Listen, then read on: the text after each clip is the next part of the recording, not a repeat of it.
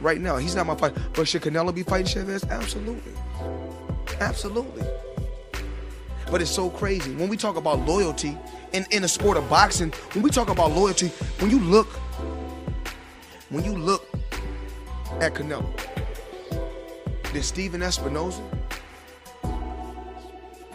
and the Showtime team let this, and myself, we helped build this guy up. He was fighting on my undercard. He was the co-main. We helped build this guy up. And you know what Oscar De La Hoya do? You know what Mr. Loyal Oscar De La Hoya do? I'm sorry, Miss Disloyal Oscar De La Hoya do? He take him right over to HBO and cut a deal with HBO. And when he cut the deal, he got money, but I bet Canelo didn't see none. But these are the things that people don't know about in the sport of boxing. Because Al Heyman was a smart, shrewd businessman. They want to sue him because he was smart.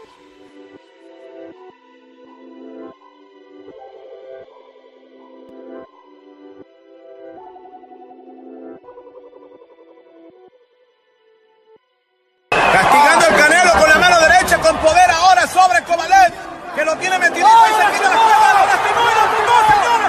Puede ser todo, y es todo por la vía del knockout, la victoria para Saúl Álvarez.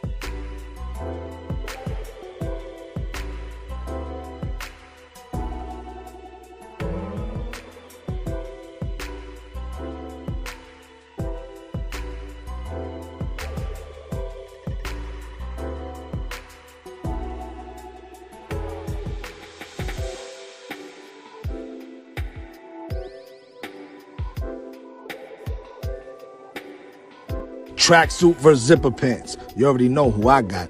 They're outside and bonsai! Frozen! Do you want to build a snowman? Drugged them. Hands up, cramped up. Watch how he rolled the jab. Whoop! Bang! You can't dance? Get out of here with your Prince pants. He reverse naded him. Rage sprayed him. He's doing the cucaracha. This would be a great Puma commercial, but this was bad. He disposed of him real quick, stood over him, referred to him as Papito. Unless that's your pops or your six, he made you bitch. That's it. That's it. That's it, babe. Come on, get in the car, baby. You got it.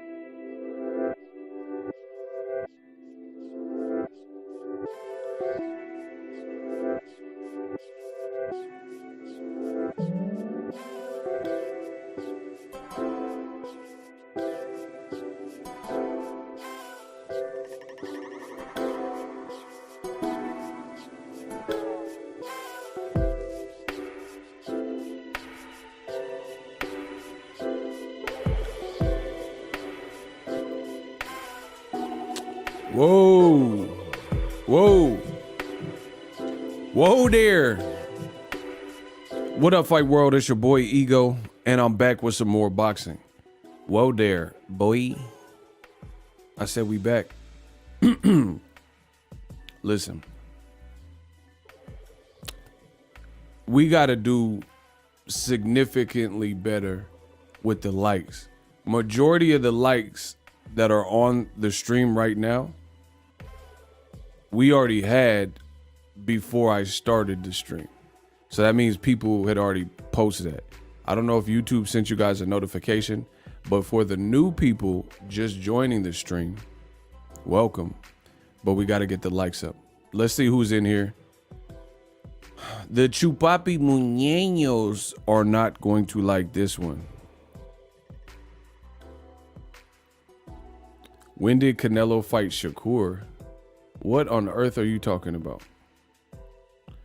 Do y'all watch boxing? Do you fools listen to music, or do you just skim through it? Listen, Kenya B, ask her if I keep my word. She said, Ego made my mani-pedi appointment. Thank you. Kenya B was the first person in here, so I decided to reward her with $50. It was going to be a $50 gift card, but I just sent it through the Zelle. So I paid for her mani-pedi. I like to reward the fans. It's just money. Let's get it. Kenya, did I do what I said I was going to do? And reward you for supporting the channel. See what happens? You get rewarded. She didn't even know nothing about it. All the support. She was the first person in here yesterday. And I was feeling nice. Ask her. She said, Ego made my mani-pedi appointment. Told you. There's no future in your fronting. Y'all want to hate? That's cool.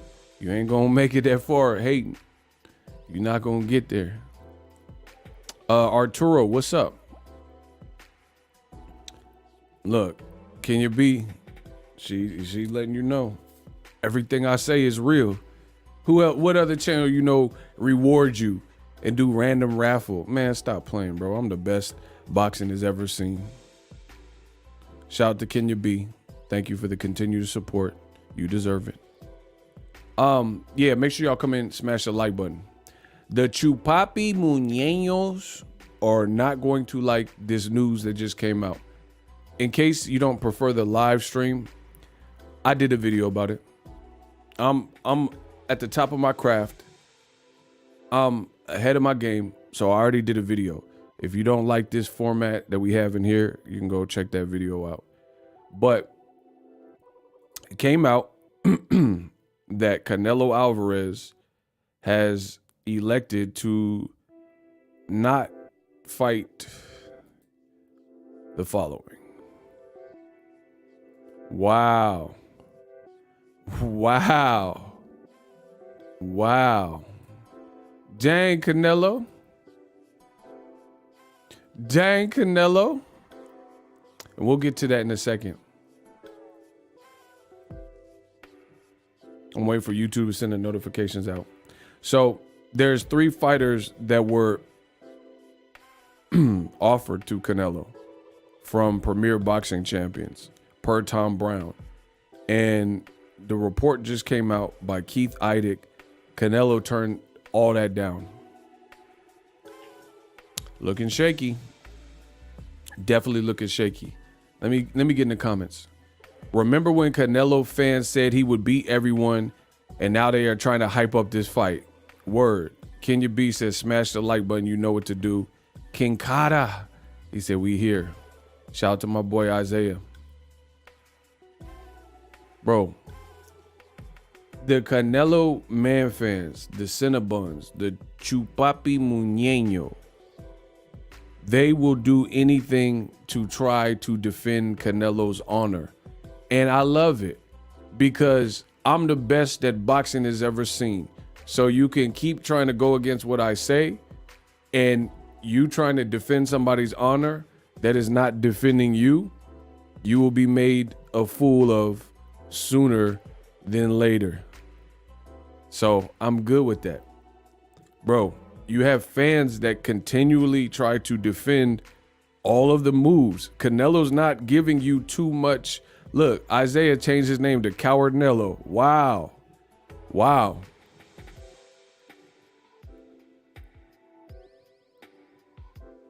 Block Tapia or whatever his name is. Get him out of here, bro. Get him out of here. You corny. Everybody, if you have emojis, access to emojis, put the corn emojis. That was corny. Get him out of here. Remove him from the chat. Thank you. He must be removed.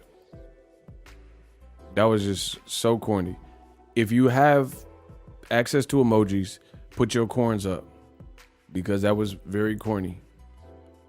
You can type 1 corn, 1,000 corn. It doesn't. Shout out to Icy. Get your corn. That's when it's like Showtime at the Apollo. When they come in here with the corny, put your corns up. They want to stalk like corn. That was corny. Put your corns up. I love Isaiah too. Icy, Isaiah, Kenya, y'all funny. Mr. Ben, put your corns up. That was corny, bro. Yeah, max it out. Max out the corn. Shout out to Mr. Ben. Max them out. Hold on, my boy Sir. Let my boy Sir get some. That was wild corny.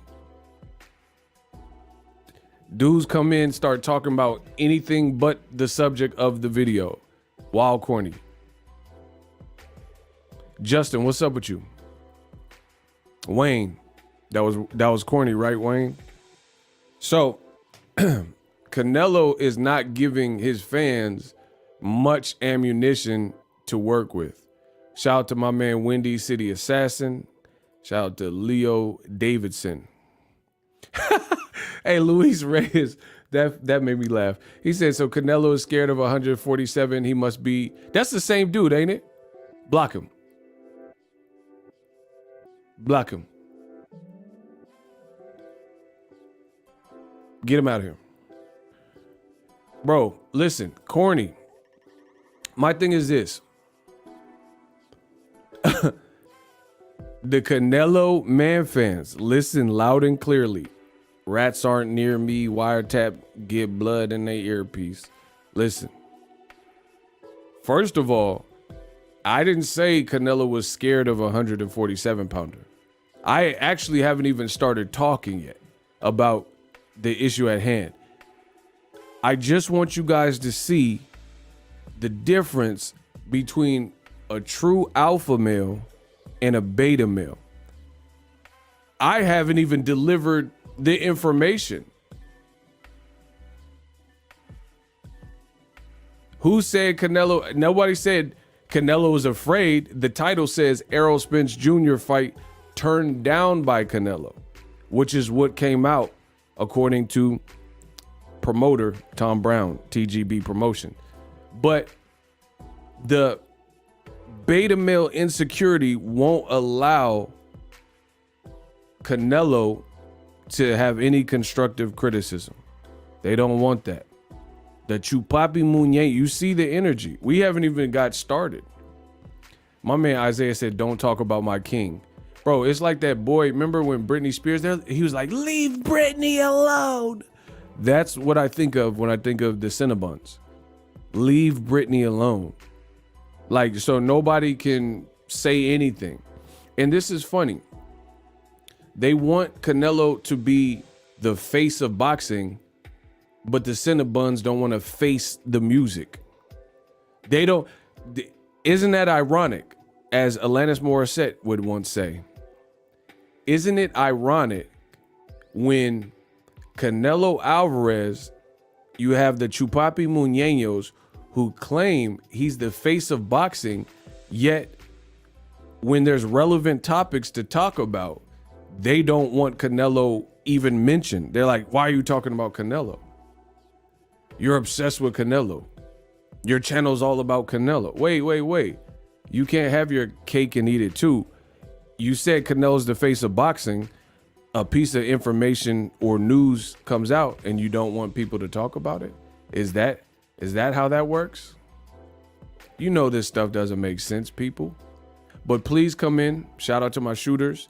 We will get started right now.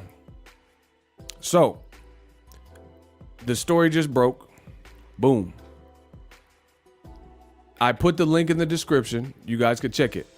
Tom Brown says that we offered Canelo $45 million for CHARLO and $55 million for Spence at 164 or BENAVIDEZ at 168.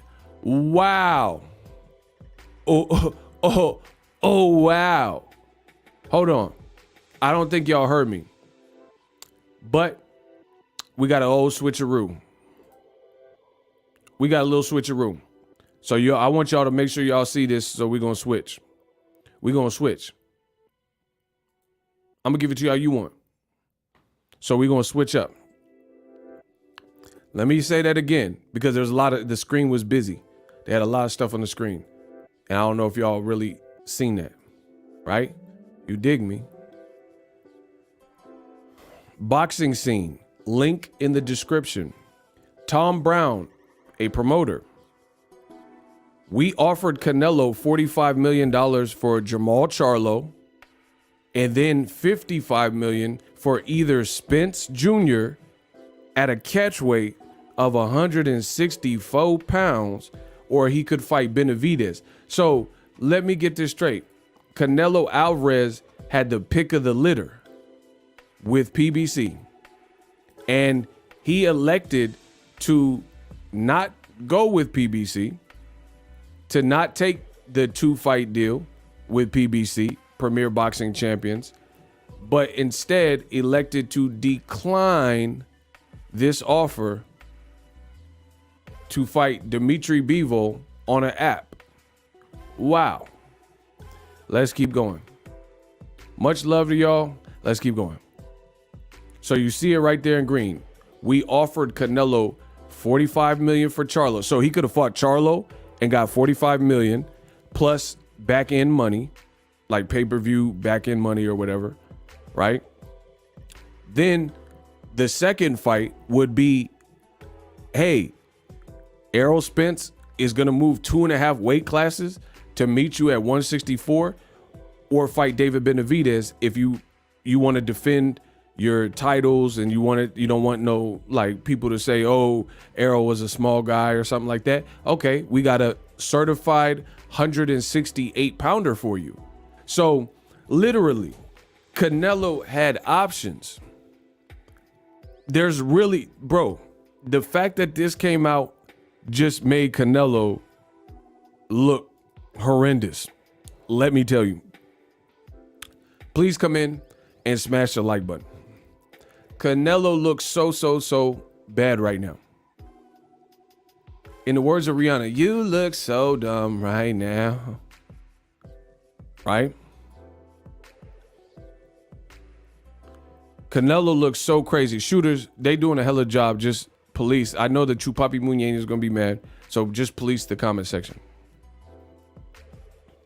Bro, everybody and their mama want to see Canelo fight some of these top American stars, and he refuses to do so.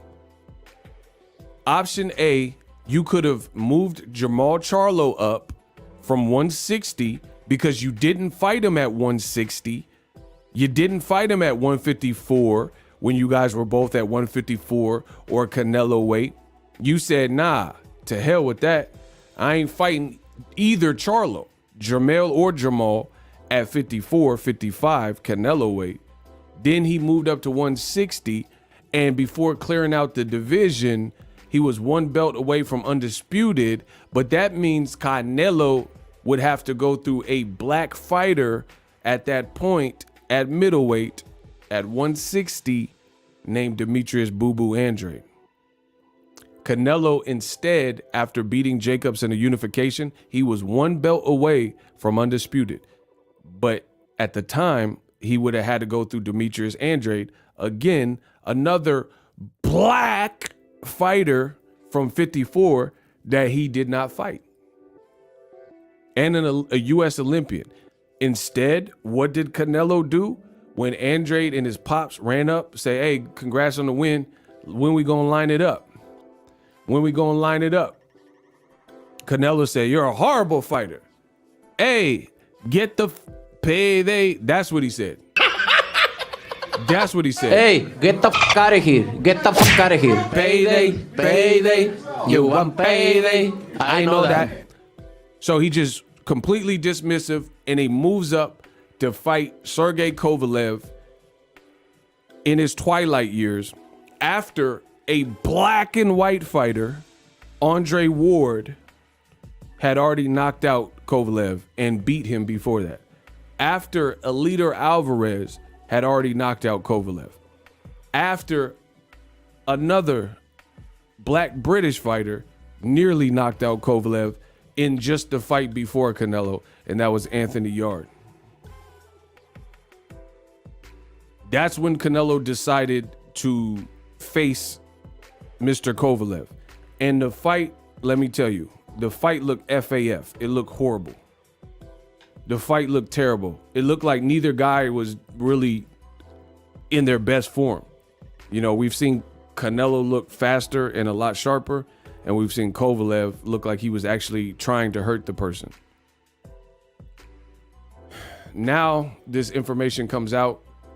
You could have fought CHARLO. So CHARLO would have to move up from 160 to 168 because we know Canelo is not going to give CHARLO no concessions.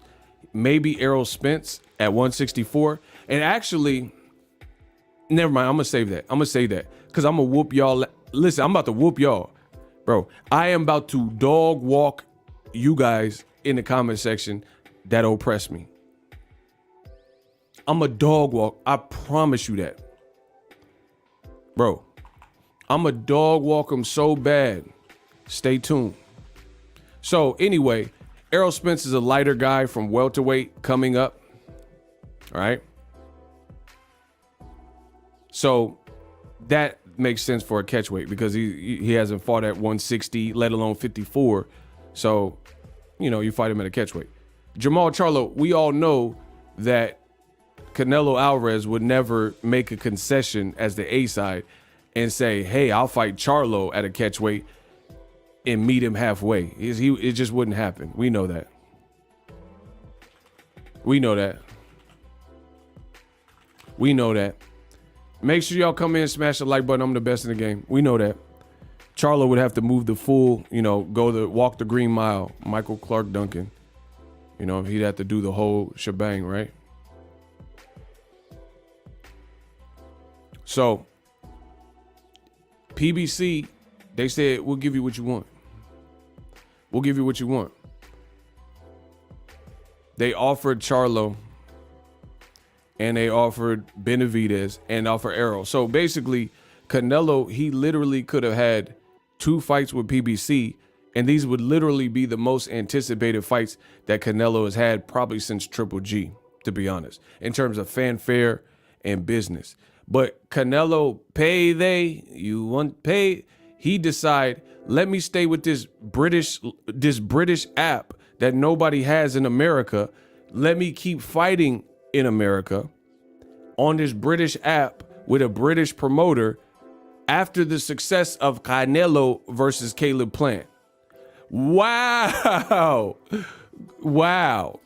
That's very shocking. When they hate, donate. Shout out to Alden Johnson. The ego effect is real. Turn down 3 black fighters. It's no nigga day. Canelo said no nigga day. We got another $2 from Boxing Fan X4. Charlo, Andrade are tough fights. Spence would get stopped.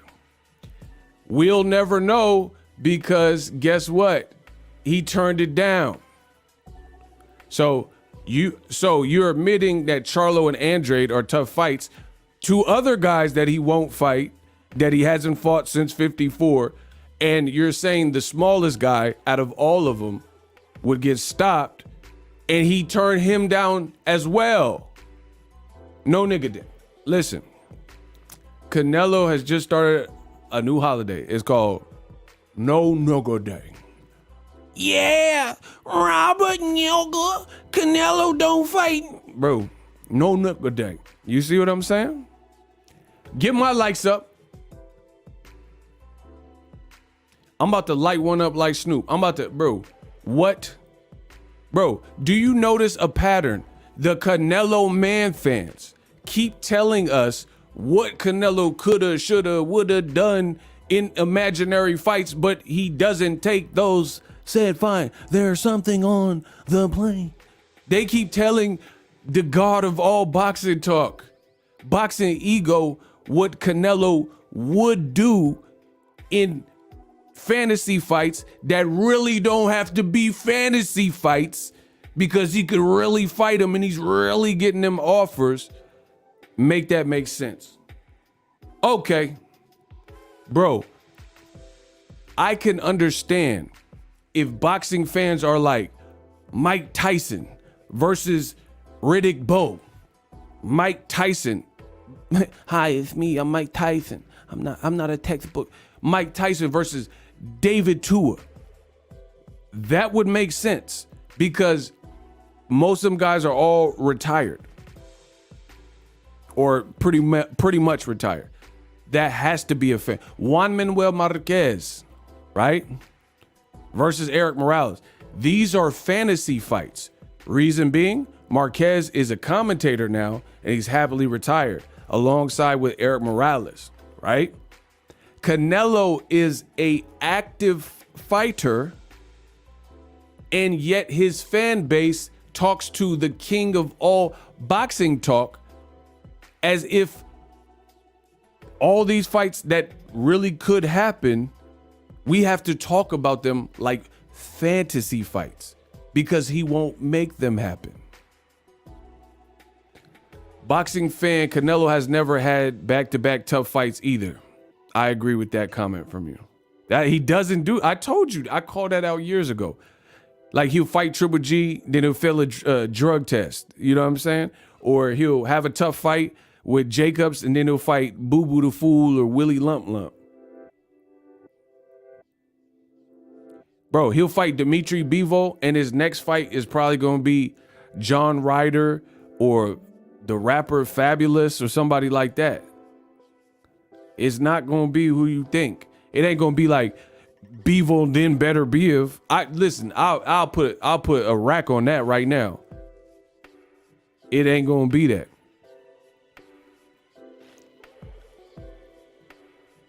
It ain't going to be that. It's going to be Bivol and then like Fabulous. He don't get much sicker than Fab. I strap up with the Eagles and throw bullets just as quick as McNabb. Flicker the jab, quicker than Zad. And a chick to the stag can play. She can feel it in the ab. It's a like it or not thing. They like how to watch blink. Bro, he gonna fight FABOLOUS. That's his next fight.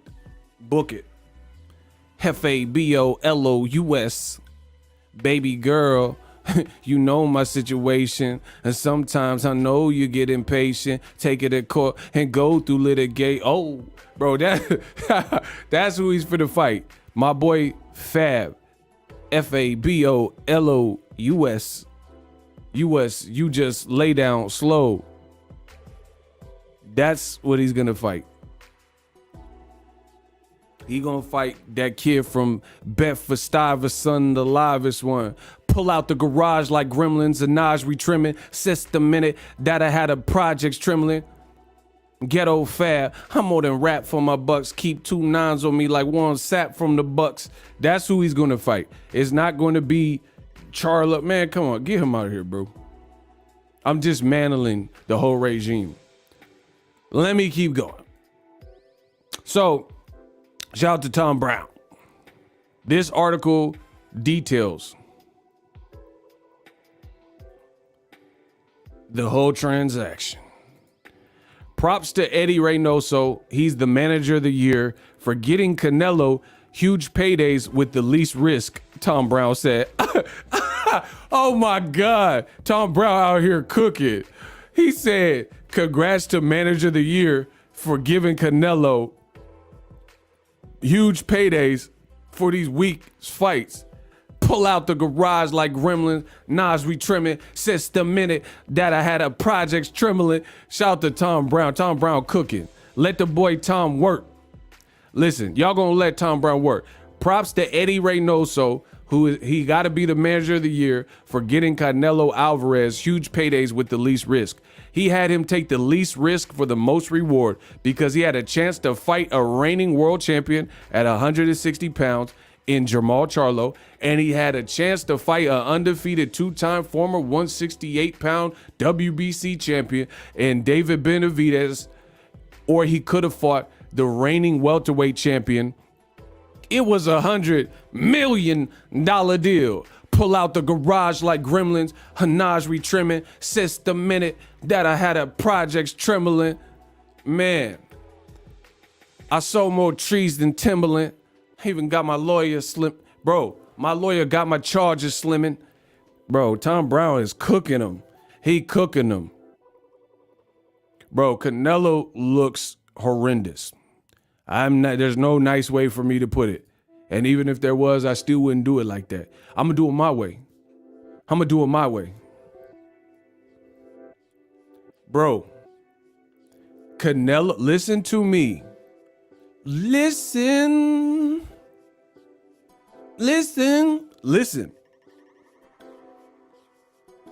Canelo fans, the man fans, the Chupapi Muñe, continue to tell me who Canelo will whoop without me getting to see him whoop them. What part of the game is that? Like, meanwhile, you have a black fighter from Newark, New Jersey, in Shakur Stevenson. He's not just saying, I will fight and whoop Oscar Valdez. He's living by the code of the warrior, and he's saying, I'm gonna whoop Valdez, and then he getting in there and he whooping him. Bro.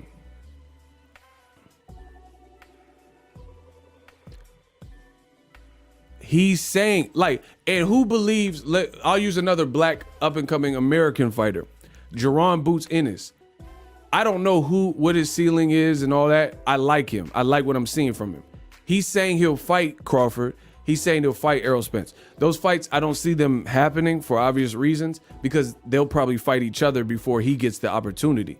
However, if granted the opportunity, I don't doubt that Jerron Ennis would take even bigger fights. But at the given moment, Boots just got to keep doing what he's doing and then beat down the doors till he can get a Keith Thurman or whoever, Errol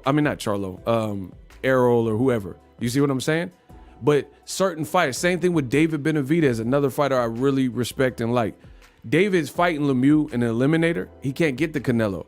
Charlo's not moving up right now, so he can't get Charlo or whatever. So that being said, I don't think Benavidez is the holdup to him not getting those fights. He had to just keep whooping people and, you know, stay undefeated, stay winning, but he'll get the bigger opportunities. Canelo has the boxing world in his palm. He has the pick of the litter, and look who he's turning down. And his fans are reduced to rubble, and all they're doing is suggesting that this is good for boxing. All they're doing is saying that Canelo will easily dispatch and dismantle people, but he won't actually dispatch and dismantle them. I don't care what anybody in this room has to think about any given fight more than seeing the fight. I got an opinion. You at home got an opinion. Your mama got an opinion. Your daddy got it. Your baby mama, your cousin, your sister-in-law, baby cousin Tracy. Everybody has an opinion. Don't tell me about no opinion. Show me. It's that simple. Opinion could be wrong. Blockbuster, they laughed Netflix out the meeting. This will never work. Mail order videos. But guess what? Netflix still here. Blockbuster, I don't think they got no more Blockbuster. Listen, actually, I read they got Blockbuster in like Oregon, like the last Blockbuster that's alive. And it's an Airbnb where you can just rent it out and sleep there in an old creepy Blockbuster. Don't tell me, show me. Netflix showed you. Listen, Netflix, that's Shakur Stevenson. That's David Benavidez. Jerron Ennis, he Netflix. Crawford, he Netflix. Errol Spence, he Netflix. Because they got an idea, they got a vision, they got a goal, and they being about it rather than talking about it. That's the difference.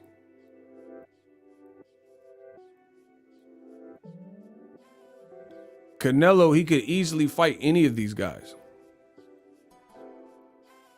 Look at the names, faces, and profile pics of the people doing the most hating. Listen, look at the names, faces, and profile pics of the people doing the most hating. I'm going to keep going. Y'all get the likes up, and we gonna keep rocking out. Y'all got to get the likes up, though. Let's go. Likes or loot. Come on. Y'all know the drilly. Y'all know what it is. We can't have that many Chupapi Muñeños in here hating. Come on.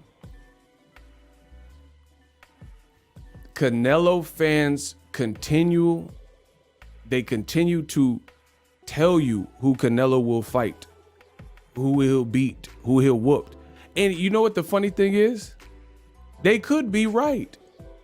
He might beat some of the people, but guess what? Canelo doesn't have the same confidence that you got in the comment section. Ain't that funny? Ain't it funny when you see a random internet fan and they exude a confidence that the team ain't showing in boxing? Ain't that a funny concept? Isn't it listen, I'm asking y'all a direct question. Isn't it a funny concept when the fans of the said fighter show you and exude more of a confidence and go get her done attitude than the actual boxing team? The fans, they got posters on the wall and Canelo will destroy this and he'll murder this and 187 kill, you know, MDK and all this stuff. But Eddie Reynoso not talking like that. Canelo not signing on the dotted line. So what we talking? All right, we got $10 from Boxing Fan X4. If Spence beats Bud and Charlo beats Castano, I would have Spence skip 154, go to 160, fight Munguia. What?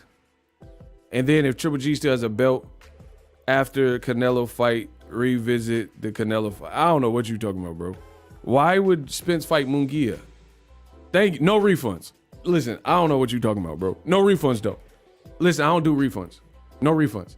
Why would he fight Munguia instead of like trying to fight? I understand if you don't fight Charlo because that's his boy, but why would he fight Munguia? What if Castano wins? Didn't a lot of people say that Castano won the first fight? So it's like, why would he fight Castano, who he fought in the amateur? You said skip 154. No refund. I don't know. I ain't even wasting no more time.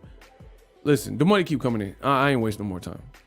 Bro, Castano beat him in the amateurs. Why would he skip 154 to fight 160? Fight Jaime Munguia. What? Anywho. Back to Nello. No refunds. Tom Brown out here putting in work. Fortunately now for Matchroom and DAZN, they'll be able to ride our coattails from the last show with Canelo Alvarez, which was not on an app. Oh, he talking spicy, y'all. That show with Canelo and Plant had the promotional muscle of both PBC Premier Boxing Champions and Showtime Boxing Network behind it. Because remember, prior to our show, Canelo was kind of off the public radar for 6 fights in a row on that app. Hold on, my boy Tom Brown going in. Doesn't this sound eerily similar to what I've said on my channel? But let me finish his quote. We brought an American world champion, Caleb Plant, who was undefeated, to Canelo and put our promotional muscle behind it. And look, Canelo versus Plant, we did 800,000 buys in today's world and market. We also had 16,500 people at the MGM Grand for Canelo versus Plant. meaning we did an $18 million gate. Oh, talk to him, Tom. Shout out to TGB Promotions. He said we did an $18 million gate. Remember, Canelo had 70,000 people plus in Arlington, Texas, and he only did a $9 million gate. Who else told you that? Shout out to Tom Brown. Thank you. Who else told you that Canelo, his numbers are not as advertised? Who else told you that? Y'all, listen, y'all gonna answer me today. Y'all gonna answer me today. Who else told you that before Tom Brown just did this recent interview? Who else brought that to your attention? That Canelo Alvarez, they're playing a fake numbers game. Who brought that information to you? Bro, I got to be the greatest. It's like I shook up the world. Listen, I will not carry on until y'all give credit where credit's due. Who told you that Canelo Alvarez versus Saunders was cap? The numbers were cap. The whole 80,000, 70,000. Thank you. Y'all gonna give me my prop. I told you, I don't want anything in this world that's not mine. If I work for it and I earned it, y'all gonna give it to me. Alden said, you said that from the rip, Ego. Facts. Shout out to Isaiah. He already know. He said Ego Stradamus. My man Asante, he said they sold tickets for $10, bro. They put the tickets on Groupon and coupons, and now they getting pooped on. Listen, that's a bar. Listen, Canelo's tickets was so cheap, they had the tickets on Groupon with coupons, and now it's time to get pooped on. That's a bar. Smash the like button. Listen to me. I don't come to play. Listen, them Canelo tickets was so cheap, cuh. They had Canelo Saunders tickets on Groupon with coupons. Now I'm over their head. It's time to get pooped on. Bro, I'm about to burst on these dudes. Y'all getting smacked like babies at they christening. Oh my God, I promise you. Smash the like button. The Canelo Saunders, bro, this is the UK energy. They do all this, oh, Anthony Joshua, oh, mate, he sold out massive, bro. It ain't massive. You selling to ticket brokers who are flipping the tickets. There's no massive nothing. That's what they, listen, that's a bar. Listen, I said when it comes to the UK, enough of fronting. Eddie Hearn like massive this, massive that is massive nothing. That's a bar. Listen, that's a bar. I said when it come to the UK, I'm sick of the fronting. Enough with fronting. Eddie Hearn like massive risk, massive this is massive nothing. It ain't oh, Anthony Joshua, Joshy Poo. He's so massive, 5-minute massive. Bro, y'all giving me a massive erection because I'm the best in boxing history. That's the only thing massive is this. Bro, I told you when I came in the game, I was something different, bro. The only thing massive is my erection that I'm getting from destroying y'all. That's the only thing that's massive. Y'all lying. I'm like a pit bull, bulldog, a mastiff. Listen, I said my erection, that's the only thing that's massive. I'm a pit bull, guard dog. I'm a mastiff. Man, stop playing. This whole game, I got it mastered. They say ego nasty. Listen, I'm gonna throw that in the bar. Kenya B said ego nasty. The only thing massive is this. Man, come on, bro. Y'all better stop playing with me, bro. Y'all better stop playing with me, though. Bro, the UK stay fronting with that. Oh, massive, Anthony Joshua. Meet with me. Ticket sales are through the roof. Bro, it's cap. Just like Canelo Alvarez, bro. Stop playing. Get my likes up. I'm about to baptize you like Wilder. Listen, Wilder's been a little quiet, so leave it to me. I'm going to baptize y'all. I promise. Oh, my God. To this day, I'm going to baptize y'all. Bro, is cap.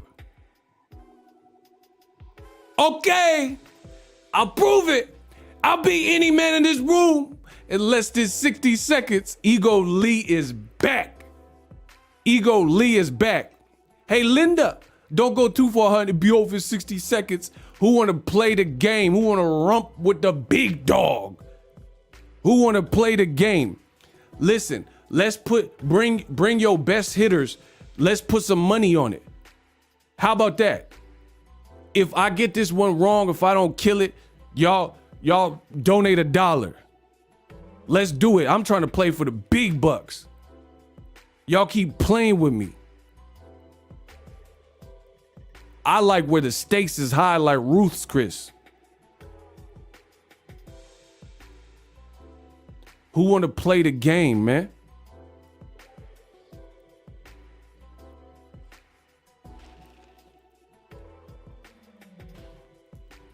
Bro, Canelo, all that Eddie Hearn gibberish, all that, like going to Miami and in the hotel and then the Lion got a CA Canelo chain.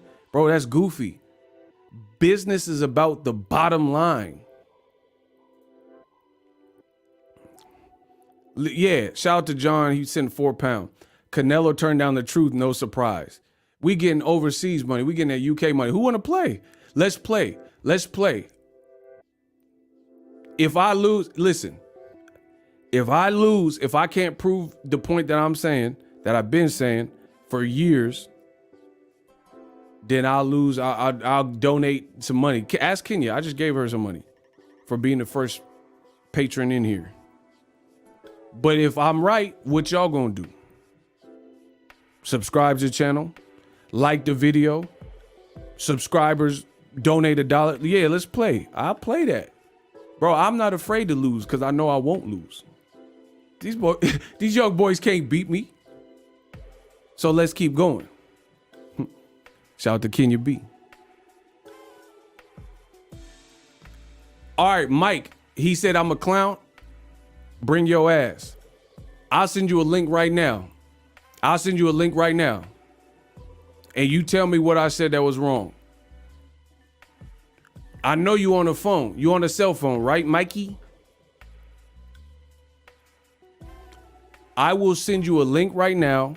Show your face and join the chat, and then we gonna see who's the clown. Watch how this go. Watch how this go. That's the only rule. Clean your dirty room and show your face. I'll send you a link right now. You tell me what I said that was a clown. Nah, he got, okay, hold on. He in here with the clown. Hold on. I'ma send you a link, huh? I'll send you a link right now. You gotta show your face. And you tell me what I said about Canelo or whatever. See, just block him. He playing games, bro. See, I can't get no work. Bro, so y'all see who's the clown. I said I'll send you a link so you can join the stream. You have to show your face. And then you can let me know what I said that was wrong face to face. Or at least on the internet face to face. He won't do it. Moving on. Block him. Let me know when he's out of here so I could continue. Bro, I told you the Canelo Chupapi Muñe, they mad. Oh, you suck and you a clown. But I promise they won't prove me wrong.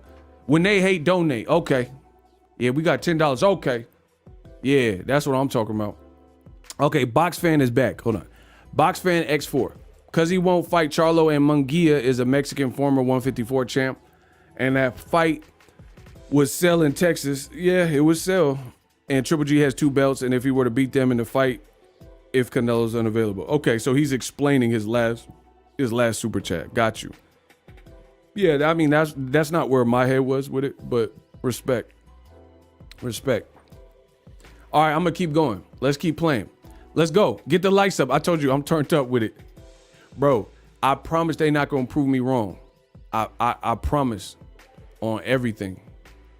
These young boys can't beat me. The only thing they could do is foolishly try to defend Canelo with all these things. So, I've said this for years. I know my man Cowardnello, aka Isaiah, can attest to this. All that gimmick from Eddie Hearns and Canelo saying he sold 71,000, Tom Brown just let you know exactly what I told you and let you know that it's cap. Tom Brown, he says, Canelo, remember, he has 70,000 plus people in Texas and he did a $9 million gate. Do you understand what this means? I got to make sure, hold on. I got to make sure we all together now. Tom Brown is telling you what I told you. He had 70,000 plus announced attendance. And then Eddie Hearn, who always says everybody sold out in 1 second and this, that, and the third, right? They're like, oh, bro, remember? They told you that Canelo Alvarez broke Muhammad Ali's record for announced attendance. Remember that for the Saunders fight. They said it was massive. It was so big that the fight just sold out crazy. The fight sold out crazy and people couldn't get enough of it. Tickets were selling out and all this stuff they were saying, right? I promise, listen, y'all gonna pay. I promise y'all that. Y'all gonna pay. Watch this. Somebody give me a countdown. I'm about to bury, I promise you, I'm about to bury them. Give me a countdown. Give me a 10-second countdown and I'm gonna show you. I'll bury them in 10 seconds. In 10 seconds, he said bought them tickets at Costco 4 for $20. See? He said the tickets was at Costco. Bro, he got Eddie Hearn had Canelo Saunders on some Kirkland tickets with a hot dog. Bro, you bought the Canelo Saunders tickets at Costco. You got a Kirkland hot dog and a soda. Man, come on, bro. Like, oh, the face-up boxer, he outsold Muhammad Ali. All right, bro. I try to tell y'all. How much time I got? I'm about to bury him. How much time I got? This is easy work. I got 1 second. Okay, hold on. It's time to bury him. I'm gonna bury him. All right, 1 second. Canelo and the Kirkland tickets. So they said Canelo Alvarez outsold Muhammad Ali. Man, whatever. Canelo Saunders generated 9,002,920 live gate with 66,000 tickets sold. So they said the Saunders fight beat Muhammad Ali's attendance record because they had like 71,000 people in the building, right? Bro, how do you have 71,000 people in the building and Canelo's supposed to be the face of boxing and you make $9 million at the live gate with all those people? Shout out to Box Fan again. He said, Comatose Nello, word. Listen, I don't care what none of the haters is talking about. Y'all gonna answer my question. How do you have 71,000 people in a facility and you're supposed to be the biggest star in all of boxing and you have that many people to make $9 million? Let me give you guys some stuff for comparison's sake so you can see that Boxing Ego, the truest, the realest in the game. Listen, Tom Brown, you will see what we're saying. It's all fact. It ain't cap. Block Michael Ramirez. Look at the names, faces, and profile pics of the people doing the most hating. Y'all not running the show. This my show. You came to you better, it's like my family. When you came into my family's house, you had to take your shoes off. My mom had nice carpet. You got to take your shoes off. You come on a YouTube, my YouTube channel, y'all got to take y'all shoes off. We don't know you. We never seen you before. Shh. Let me talk. And for those that are regulars on the channel, good to have you. If you brand new, shh, and take your shoes off. Listen, they're trying to Victor, I got them angry. They seething right now. They loathe the kid ego for spitting the most facts. They trying to distract you. So my shooters, hold me down, cover me. I'm going in. This is proving the Cap Nation, Canelo Saunders generated $9 million. That's barely over $9 million. 2,920. Okay, fine. That's $9 million, right?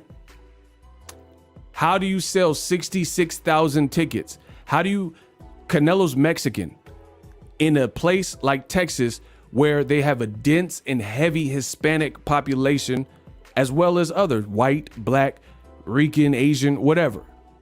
You had 71,000 people in the building to make $9 million. Eddie Hearn, they're like, oh, Canelo, he broke Muhammad Ali's record of attendance, and they made it like it was a massive success. Tom Brown is telling you the sauce that I've been telling you. They doubled the gate with Caleb Plant in Vegas and made $18 million.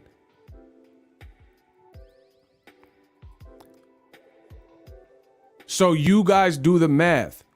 He said we had 16,000. This is how DAZN and Eddie Hearn and Canelo is faking y'all out. Like I've been saying, the Canelo Caleb Plant fight in Vegas only had 16,500. And I say only being facetious. It's not a small number, but comparatively, when you're talking about 66,000, it's a small number compared to that. How do you have 16? Okay, listen. I'm going to show y'all. I told y'all there's nobody in the world of boxing that can defeat me. There's nobody smarter. And y'all want to prove it? I'll prove it. So, Canelo Saunders, they said 66. You see it on the screen. 66065 tickets sold. Right? I promise you, I'm about to body him. Listen, everybody chill. Everybody chill.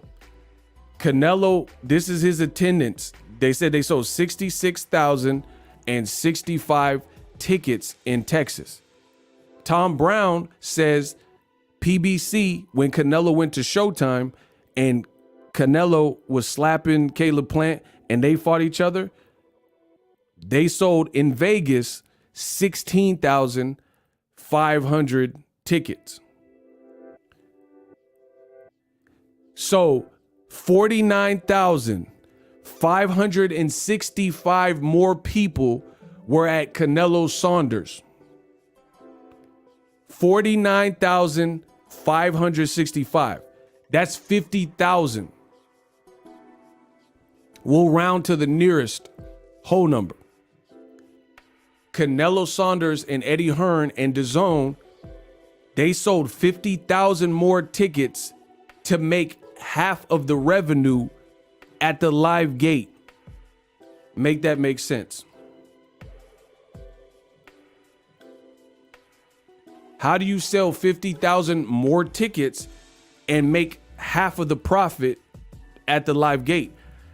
Here's what they think about you. That shows me that people weren't really interested in Canelo fighting a foreign fighter that they didn't like or didn't know in Billy Joe Saunders, and the tickets must have been dirt cheap. That's what that tells me from looking at the vitals. I used to do this, look at vitals and stuff, because I was a manager. I was a salary manager. Hector Gonzalez, he said, Ego, these female man fans are hurt. Look at your last video.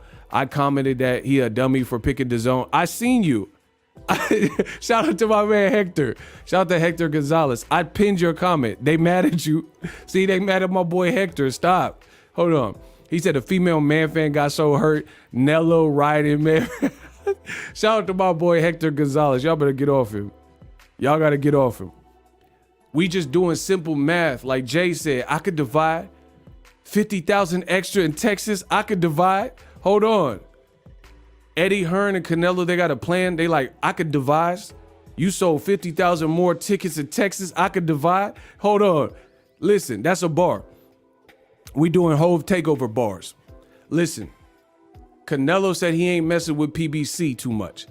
Him and Eddie Hearn, they got together. They like, we got a plan that I could devise. Y'all sold 50,000 more tickets in Texas. I could divide. How do you sell 50,000 more tickets and your live gate is $9 million? PBC Showtime, Tom Brown Promotions, Canelo Caleb Plant, right? They only sold 16,500 tickets and they did an $18 million gate. They doubled the gate, literally doubled, 9 plus 9. They literally doubled the gate. You know why? Because people knew who Caleb Plant was, like I've been telling you. I know Caleb Plant personally. Shout out to him and his wife and his new baby. People had seen him on Fox before, or Showtime, or PBC, and they were slapping each other at the press conference. Not this Bevo stuff where they all buddy and there's no promotion behind it. So Tom Brown is right. PBC is actually promoting fights. They doing all access. Canelo versus Plant. I ain't even seen no Canelo Bevo DAZN promotion up until this fight week. Who promotes the week of the fight? You supposed to, especially when you're a face of boxing or whatever. Imagine if Floyd Mayweather, when he was the number one draw or whatever, they didn't wait till the week of the fight and say, oh, hey, this is Canelo Maidana. They did press tours, all that. Bro, I'm telling you, the numbers ain't adding up. You sold 70,000 tickets to make $9 million. I'm about to cook them so bad. You sold 70,000 tickets to make $9 million. PBC in the Plant fight with Canelo did double that, 18 million live gate off of 16,500 tickets. But I can give it to you. I could give it to you how you want. Canelo Saunders, that broke all these gates and all that they were saying, did 9,202,920. What does this say? Type what this says. Somebody type in the chat what that says. I need someone to type what you see on the screen right here in pink. What does that say? I told you I'm about to baptize y'all. I'm about to baptize y'all. Somebody type it on the screen so I can pin the comment on the screen so you can see how I'm digging in the words that you see on your screen from this article. Somebody look at your screen and type that out so I can pin it. I'm gonna make sure, listen, I'm gonna make the game of boxing remember me. I don't care if you like me. I don't care if you hate me. I don't care if you in between. The boxing game, y'all gonna remember me. Okay, shout out to, man, Kenya B. She's amazing. Everybody on the screen, you will be able to see the article that I'm looking at. It says, hey, y'all got to get the likes up. Y'all got to get the likes up. I don't work for free. Y'all got to get the likes up. Shout out to Terrell for joining in. Shout out to Niter for joining in. Shout out to Isaiah for joining in. Shout out to Alden. Appreciate you. So Kenya B was the first, so I pinned her. It says the Canelo Kovalev, another live gate disappointment, right? It says the financial numbers for Canelo and Kovalev from Vegas, this is before the pandemic, are in. And it's disappointing news. And it's disappointing news. You guys see that? Alvarez knocked out Kovalev in the 11th round, but he did so in front of 30% plus fewer fans than his previous fight, Canelo Alvarez. So he was down. He was trending down in the Kovalev fight 30+%. When you compare the Kovalev fight to Canelo showdowns with Gennady Max Golovkin, this latest bout in Vegas came up way short at the box office. First, Dan Raphael of ESPN, who doesn't even work there, He says the specific numbers are 10,000 tickets were sold. Oh my God. Listen, this is an ESPN. You guys see it on the screen, right? ESPN reported, verified page, Canelo Alvarez 11th round knockout of Sergey Kovalev to win the light heavyweight title November 12th or 2nd at the MGM Grand in Vegas generated a live gate of 8.173 from 10,000 tickets sold. Hold on. Slow it down. I just dissed you. Slow it down. I just dissed you. The title of the article said Canelo Kovalev, another live gate disappointment.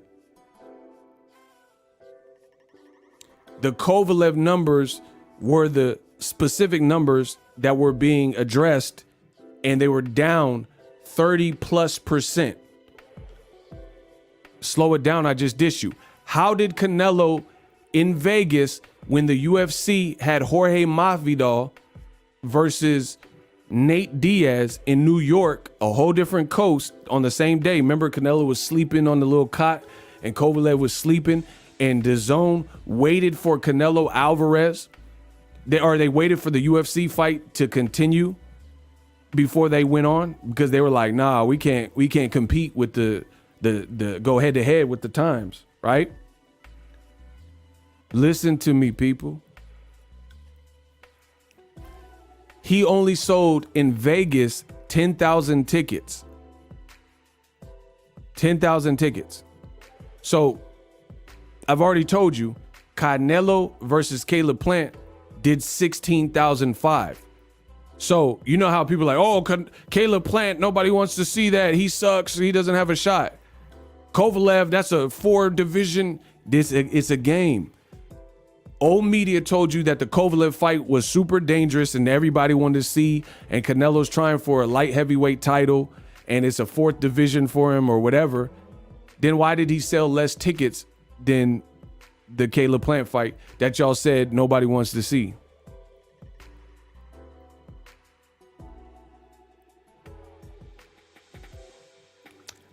I can break it down in so many different ways.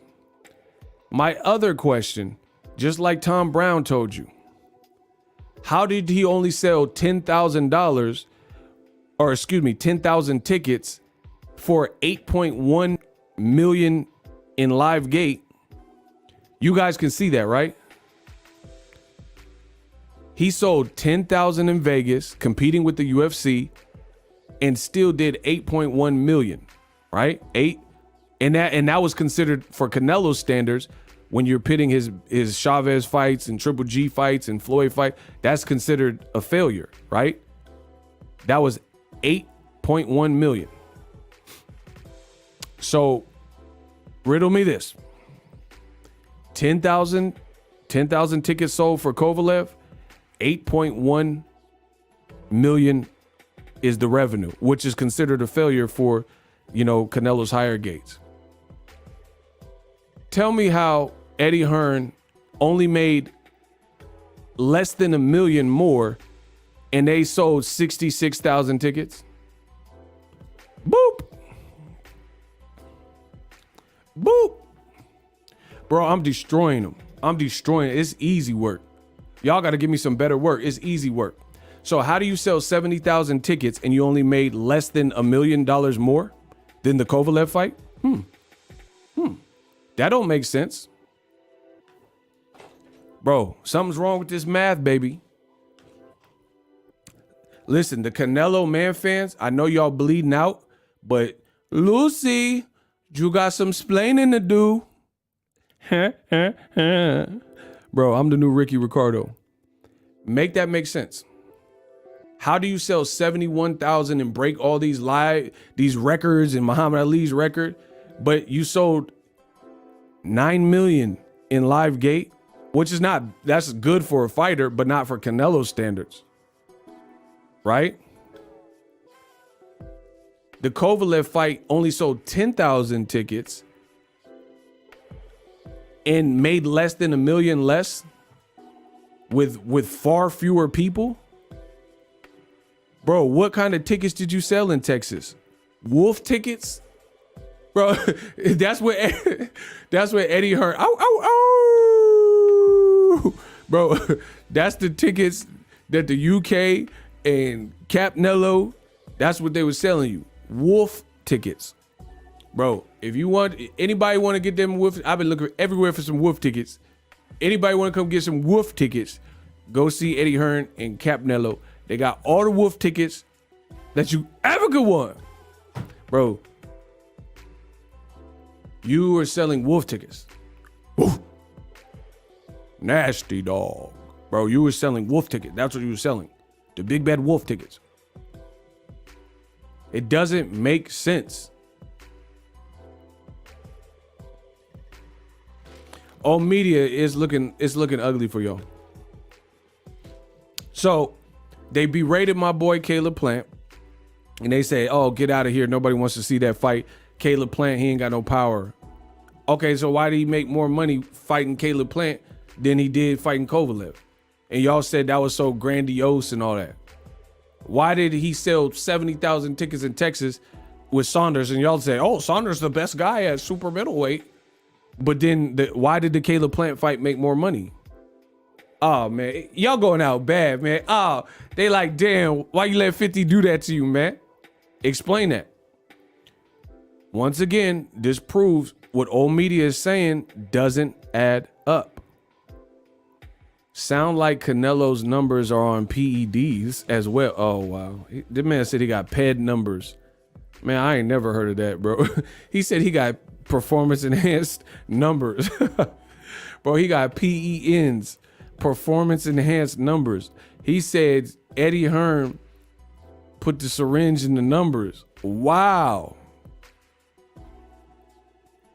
Bro, wow. He got them PEN numbers, them performance enhanced numbers, them Lance Armstrong numbers. Wow. Y'all crazy. Bro, he got them Ivan Drago. I must break you. Them Ivan Drago numbers. Y'all trifling. Y'all trifling. Y'all. Yeah, y'all trifling. Hey, Prophet, stop with them needles. Prophet putting them needles is throwing me, bro. Hey, Prophet gotta chill with them syringes. Man, y'all better stop with them syringes, bro. Y'all gotta stop with them syringes and all that. You know what I mean?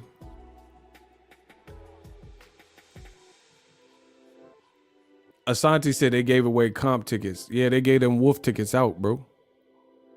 They were selling them wolf tickets for the low. Like LA cars for the low.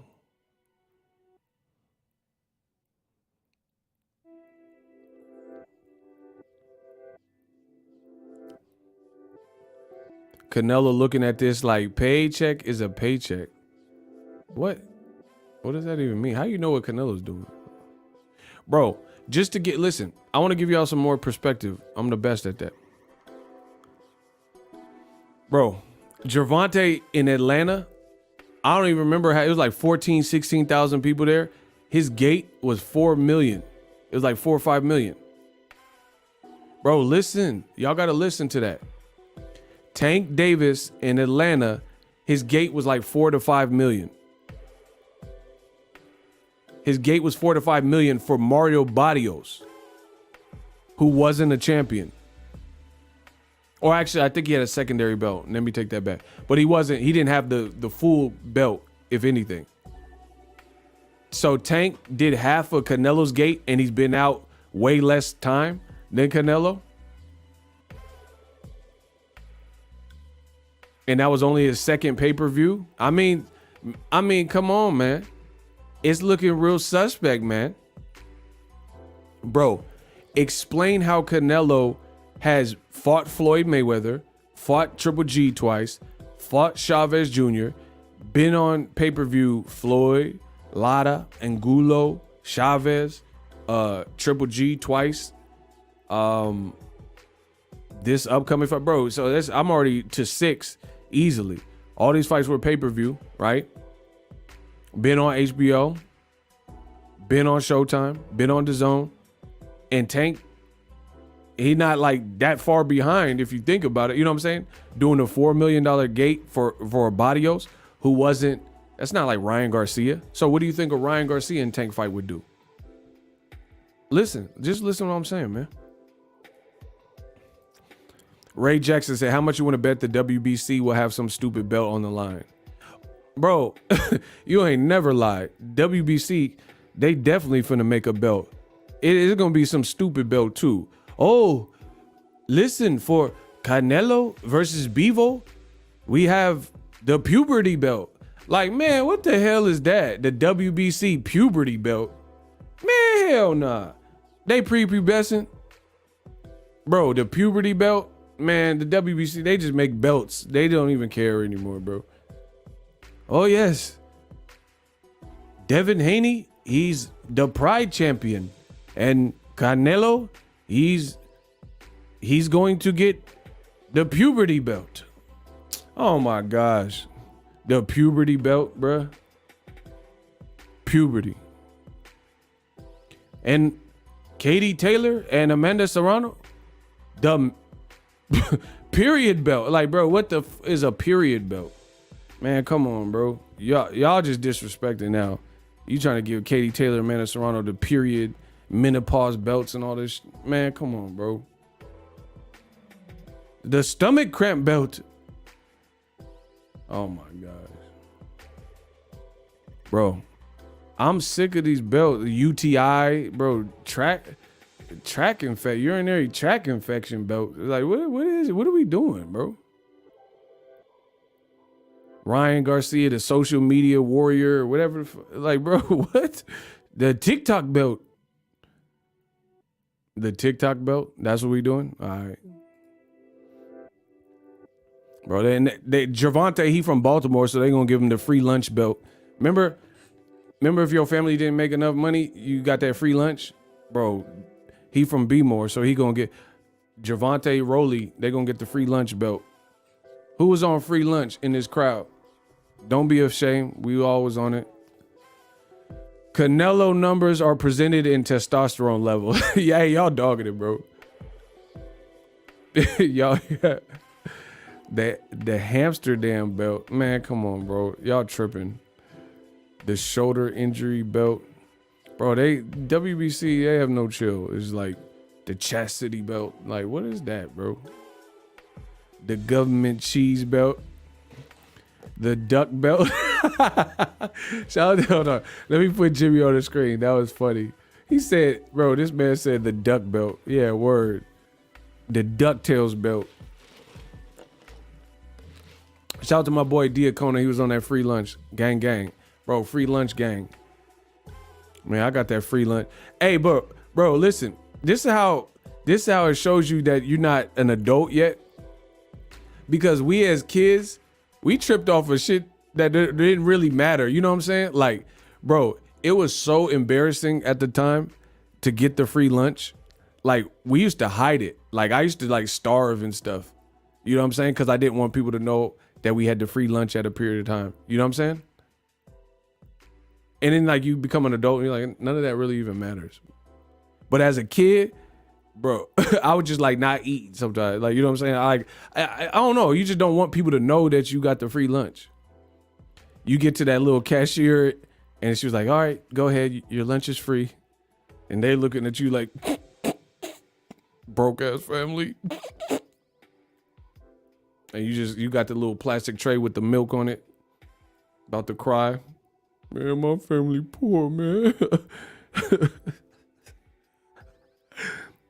Oh, man. Good times. Bro, this whole Canelo thing is not making sense. This is not making sense. And like, listen, peep this. I got some work for y'all.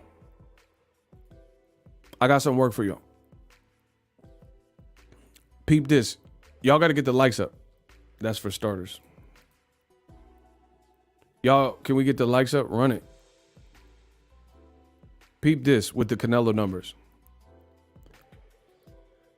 Canelo was trending down for Canelo versus Kovalev by upwards of 30%. So we'll just say 35%, right? He was trending down, meaning what he made, live gates and all that for an anticipated fight at the time, Canelo Triple G, he was down 35% roughly, right? So he then stayed with DAZN even after leaving Golden Boy.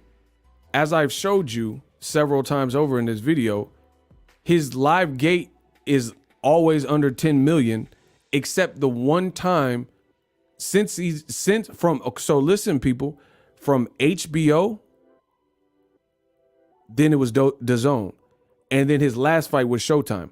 So the whole DAZN window, not HBO, and not his last fight with Showtime, but this whole middle section of DAZN fights, he has never done a live gate over $10 million.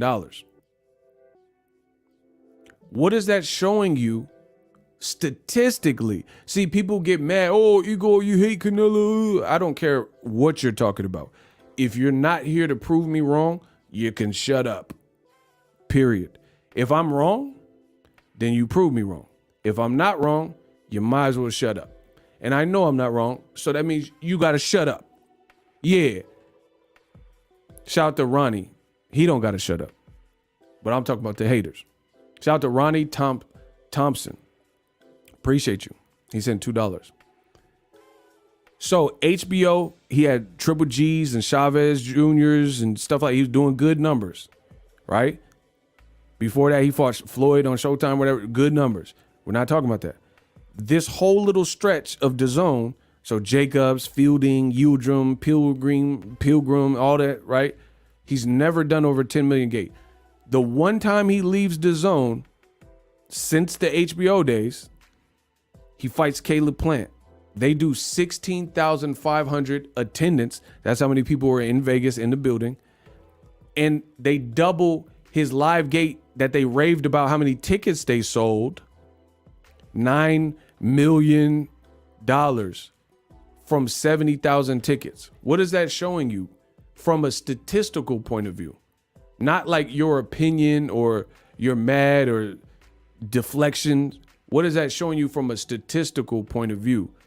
If you had 70,000 people in a given building and you made half of the live gate that Canelo Plant on Showtime PBC made in his very last fight. Shout out to Box Fan. He up in here heavy. He said Oscar De La Hoya gets the WBC cross. Hey, come on, man. I didn't know what you were going to say. See, I don't proofread a lot of the comments. Bro, come on. He said the WBC cross-dress champion. Man, come on, bro. I got to take that off the screen. Hold on. Y'all throwing me off. That man said the cross-dress. Y'all trifling, bro. From a statistical point of view, what does that suggest about Canelo? So it's not a mystery that he got behind an engine like PBC, Premier Boxing Champs, Showtime Boxing, owned by CBS, American broadcast, American company fighting in America, and it did better against an American name, or at least a guy that American audiences were familiar with. It's not rocket science, right? Even Triple G, okay, he's a foreigner. He's not from America, but American audiences had been introduced to him because HBO was tugging him. You know what I mean? So HBO was like loving him. And people knew who he was. He was doing good crowds in New York or good crowds at the Forum. I was there. I went to the Jacobs fight. I went to the Wade fight as media. I covered all these fights, right? He said, and then the haters say that PBC is going bankrupt. That's what I'm saying. So somebody's numbers ain't adding up. So I said that to say this. What does that suggest for Canelo Bivol this weekend? Okay, listen to what I'm saying, people. Whether you know this or not, we're still in a pandemic, right? They just said at Coachella, the Rona cases skyrocketed, right? We're still in a pandemic. In addition, in world news, Russia has invaded Ukraine. That's a real thing. Canelo's fighting a Russian in a pandemic, in the midst of a political conflict, Russia versus Ukraine invasion, right? On the same app, there's been no promotion, and you're fighting a Russian fighter when the last Russian fighter that you fought, Kovalev, you sold 10,000 tickets and your live gate was $8 million, $8.1 million. You sold on DAZN 70,000 tickets allegedly, and your live gate was $9 million. So as a person who is playing the numbers game, what would you venture to say is the success rate that Canelo, what we believe Canelo's getting paid from DAZN, actually makes sense for the company to be throwing him that type of money, meaning there's some ROI, return on investment? Who believes that? Who believes there's a return on investment and Canelo's on the upward trend? Let me know that in the comment section. You're fighting a Russian in the middle of Ukraine-Russia conflict with no promotion on the same app. And the last time you fought a Russian fighter that was actually Kovalev has a better resume than Bivol. He's more known. He fought Jean Pascal twice before Bivol even fought Pascal. You see what I'm saying?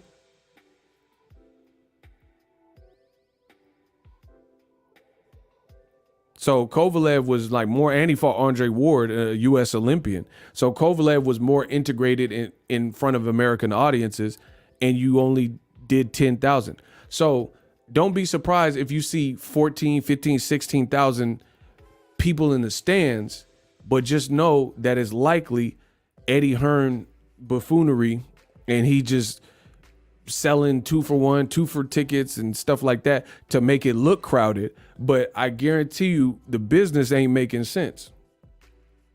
That's the point. The business ain't making sense. Like, bro, here's the thing. There was a section, this is a true story. I'm very transparent. On my YouTube channel, there was some kind of glitch, and I talked to YouTube about it. For 2 years, I did not gain 1 subscriber, according to the stats, like my subscriber count, for 2 years. And it's crazy to think that's how I know I'm the GOAT. I didn't gain 1 subscriber for 2 years based on a glitch, and people still couldn't catch me. That's crazy, right? But guess what? Behind the scenes, I just kept putting the work in. Even though I knew there was this glitch, I can't control a YouTube glitch. But best believe during that whole duration, YouTube had my money, right? So I didn't really care. I was just like, whatever. You know why? Because I'm not defined by a number.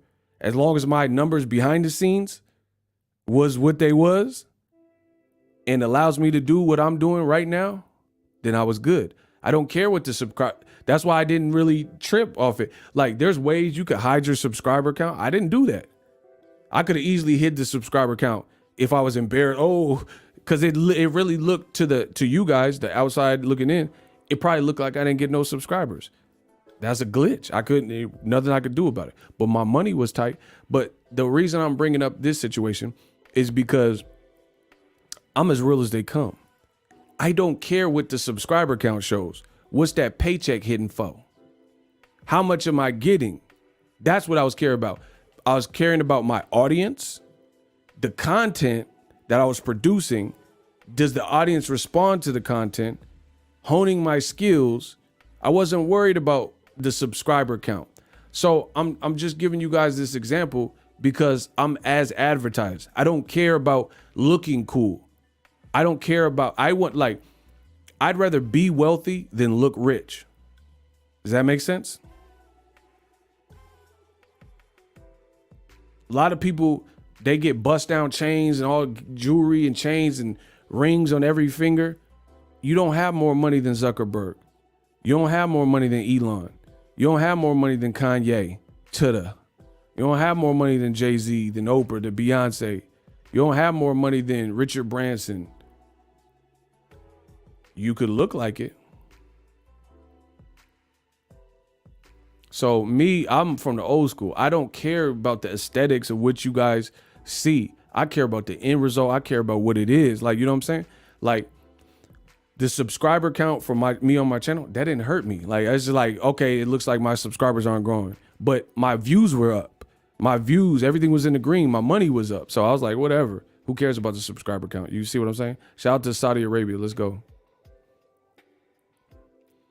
So Eddie Hearn has proven that it's not about reality. It's about a fallacy, and it's about the outward look of things. Like, I'm not like, hold on. I'm not concerned with Canelo and a bunch of fireworks and pyrotechnics. Yeah, that's cool. You know, it's a show. I care more about a good fight. You see what I'm saying? As opposed to like BMXers and fireworks and Star Wars lightsabers and all this stuff. Like, that's cool. But I'm an adult. This ain't Disneyland. Put on a good fight. I'd rather have that than the theatrics. You see what I'm saying? They put ego on pause and the game still couldn't catch up. Laughing I like that. It's true. It's a true story.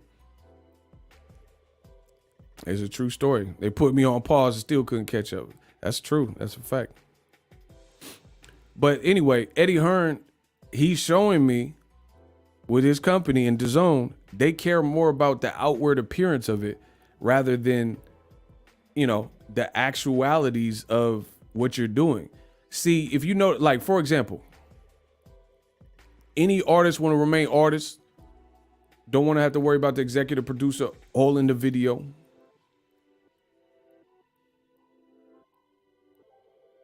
Come to Boxing Ego.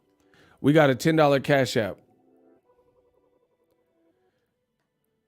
It says, shout out my G. I appreciate what you do. Thank you. $10 Cash App. Let's go. My thing is this. I don't like in business, that should never be your MO. Your MO shouldn't be to impress with theatrics more than the like business is all about the bottom line. That's what are we saying? It is literally all about the bottom line. How much you making? Block David Tuna. We're gonna throw you back in the sea. I don't care what you're talking about. I ain't even reading the rest. Just block him. Yeah, shooters, just block him. Get rid of him. Get him out my domain. Block David Tuna. Give him a left hook. That's David Tua. Yeah, he had to go.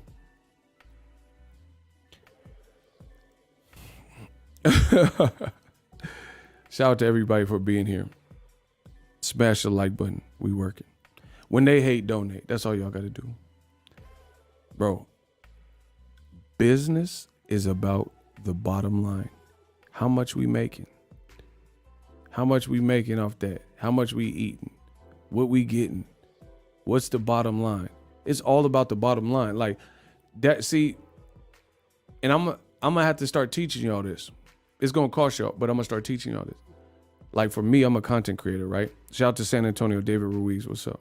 I'm a content creator, right?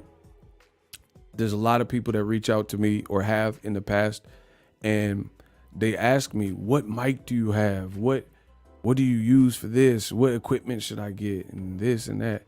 And they just starting up, you know what I mean? So my thing is this. Get good at what you do by any means you can, and do not worry one bit or give a about equipment. Bro, equipment doesn't make ego. Boxing ego, the equipment ain't like LL Cool J said in this song. Man made the money, money never made the man. You see what I'm saying? I promise you, I can make hit content, right? I can make hit content on anything. Give me a cell phone. Give me an expensive camera. I edit, you know what I'm saying? So I could use an expensive camera. Give me a Sony. Give me a Sony Alpha. I used Canon before. Sony Alpha. I don't really use Nikon, but I can figure it out. Give me a Red camera. Give me an art. It don't matter, bro. Give me a cell phone. I'll figure it out. I'm tech savvy, my guy. You see what I'm saying? So people always wonder about equipment and stuff. Get good first. Work on your speech. Work on your public speaking. Work on your presentation. Make people know the brand and what do you stand for. You see what I'm saying? So again, I'm saying this because people are so consumed with the superficial. I started my channel with literally a $32 microphone from Best Buy, and I was working at Best Buy. And my channel made it all the way here. Of course, I got thousands of dollars worth of microphones now. But that wasn't I just had to be heard. You know what I'm saying? I had to work up to it. So same thing with this Canelo thing. Is like people keep Eddie Hearn and stuff. They trying to do all this stuff to make you believe that Canelo is so lit and glamorous and stuff like that. But again, what's the bottom line? What you making off that event? How is he going to PBC for one fight with Caleb Plant and they making double the revenue that you made with all these lightsabers and pyrotechnics and stuff? That's not making sense from a business perspective. And Eddie Hearn is always constantly in PBC's business and talking about, oh, PBC need to do this and Steven Espinoza won't shake my hand and this and that. And Canelo, he's such a massive star. Bro, worry about you. This is precisely why DAZN, Boxing USA or whatever, I feel hasn't taken off. You came in pompous, you came in barking on people, and now you're getting drove out of America. Brock, what's up? Hard work, determination always pays off good-ish. That's big facts. That's big facts. So that's what I'm saying. Like me, I excel at this.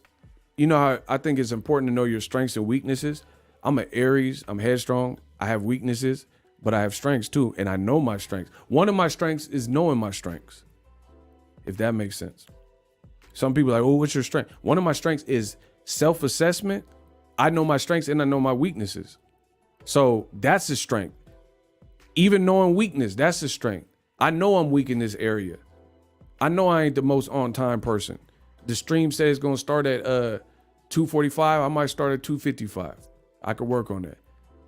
Your strength can be knowing your weaknesses. See, listen, I'm a different breed. I'm a different breed of animal. I promise you. I'm going to keep showing you.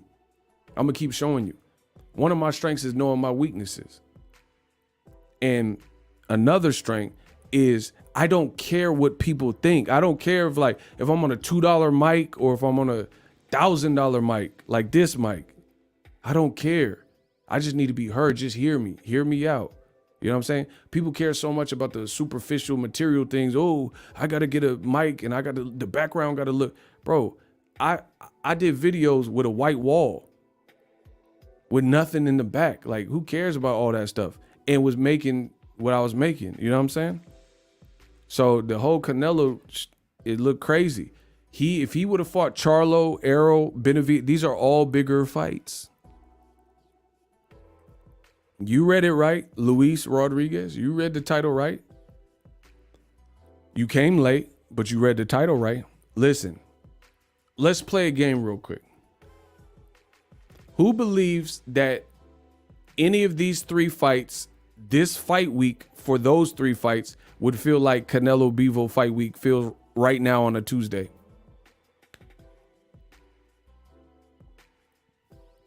If Canelo fought Benavidez, would your anticipation level be higher or lesser than Bivol? Put Benavidez or Bivol. What fight do you think would feel more exciting on fight week leading up to the fight? Benavidez on Showtime with Canelo or Canelo versus Bivol on DAZN? Go. Just put the last name of the person so we can all get a grasp. Benavidez.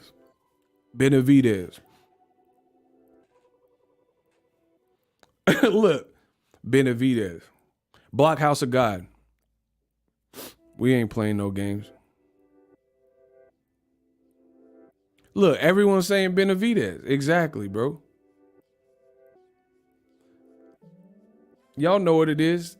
Y'all just mad that I'm speaking the truth. If Canelo was fighting Benavidez, everybody would be awestruck.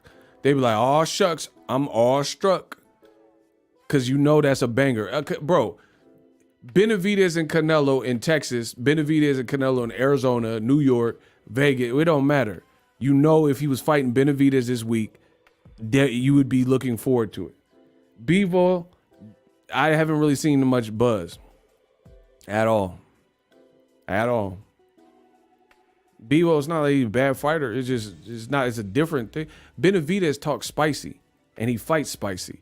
Bivol, I don't even really know how he's going to try to box Canelo, I'm assuming. I mean, I don't know. So stylistically, it's not the same type of fight. Okay, if Canelo was fighting Errol at 164, would you be more geeked and amped up for Errol and Canelo or Canelo versus Bivol? What do you think would be bigger for the whole of boxing?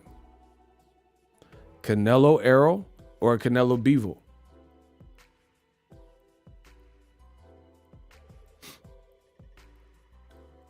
He said people ain't seen Bivol fight. Big fish. Look, Canelo, see, I told you. Bro, Errol by himself with no Canelo is doing 16,000 at the Staples with Sean Porter. He's doing 48, 51,000 with Mikey Garcia. Mikey was the smaller guy, right? Mikey was the smaller guy. Mexican-American fighter.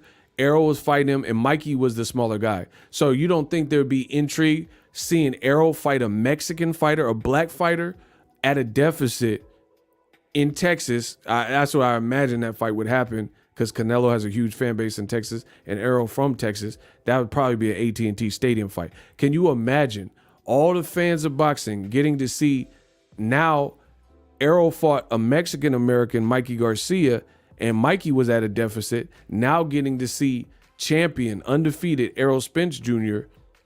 fighting a black fighter, fighting a Mexican fighter in Texas at a deficit where he's at the weight deficit, and Canelo is who he is, and Errol Spence, independently of Canelo, is doing 16,000 in Staples with Porter. He's doing 39,000, 40,000 with Ugas. He's doing 48, 51,000 with Mikey Garcia. You got Canelo, he allegedly sold 70,000 with Saunders. I mean, what do you think? It's just common sense. Shout out to my boy Kenichi Bear. Get the headphones, link in the description. The hibernations. He said, I would not even know Canelo was fighting if it was not for ego, because there's been no promo. Also, how do I get my wrench? Hold on, let me wrench you back up, Nietzsche. Hold on. Bro, this is just common sense stuff. Now, finally, if Canelo was fighting Jamal Charlo in Texas, would that be bigger? Put Charlo or Bivol. Who would be bigger? If Canelo, see, I try to tell y'all, we are actually leaving the era where it's just about who's on the pound for pound list. It's just about who has a belt. We're entering a different echelon of boxing where that's not all that matters. You know why? Partly because the belts and the sanctioning bodies, they start doing stuff. You got more clenbuterol in your system, or we're going to make a belt for every occasion. That's why it's watered down the necessity to even worry about belts. Bro, Floyd Mayweather was the greatest of my generation and the biggest of my generation, right? I couldn't even tell you certain fights what belt was on the line. Like, if we went to Floyd Zab Judah, I love that fight. Zab was beating Floyd. Floyd had to make some adjustments, start going to Zab's body. What belts were on the line?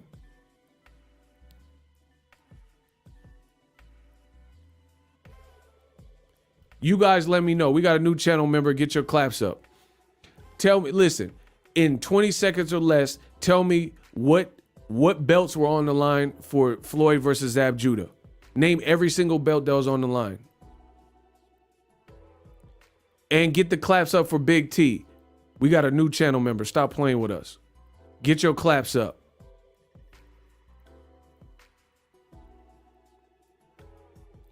Hustler's Home said, I don't know. Exactly.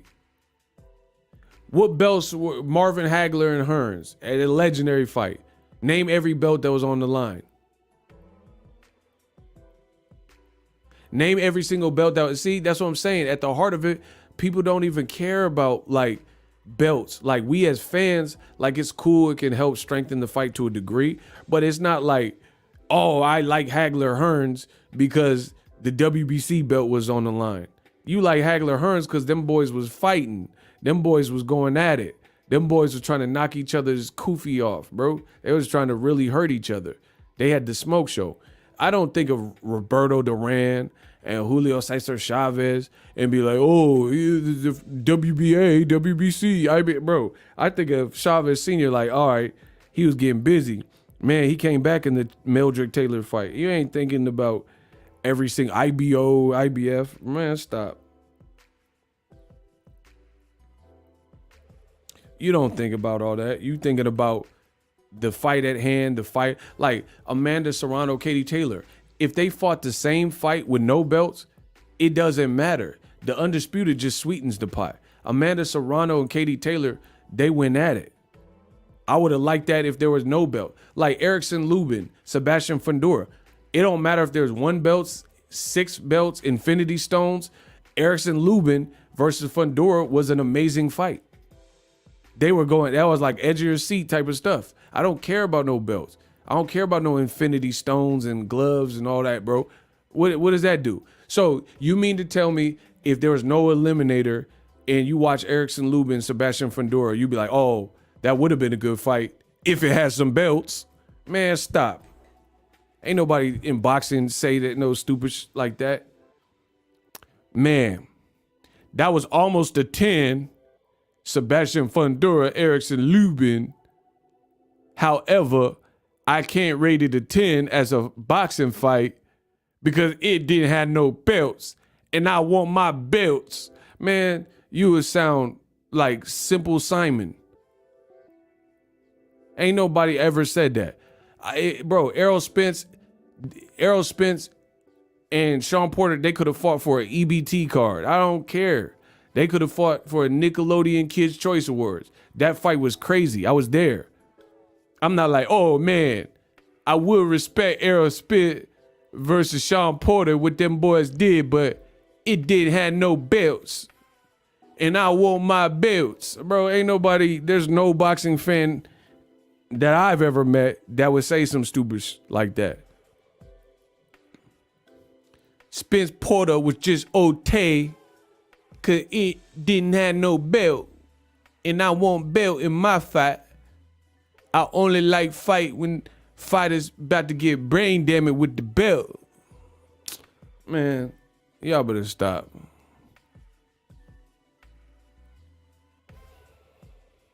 Crypto, he fought Floyd. I don't even know what that means. Floyd got cryptocurrency? I don't know what you're talking about.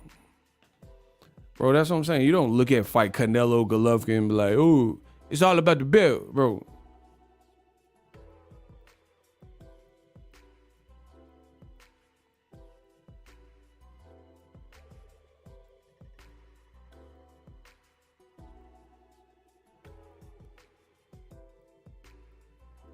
Oh, I got a Zelle and he talking crazy in the Zelle. Why? Listen, is it that serious, bro? Bro, how you gonna send money to my bank account just to talk crazy? That's crazy. Bro, they pay me to trash talk. Whatever. Thank you. Shout out to David. He gonna send me some money. I ain't even reading what he said, bro. So yeah, very disappointing news. If you're just joining me, Canelo Alvarez refused to fight Errol Spence. Basically the deal that was offered was Canelo could have fought CHARLO as fight 1, and then fight 2 would have been either Errol at a catchweight or David Benavidez. He would have been able to pick. And he said, nah, I'm going to DAZN to fight Bevo. They paid to watch to see if you're going to take an L. Shout out to Kenichi. That's my guy.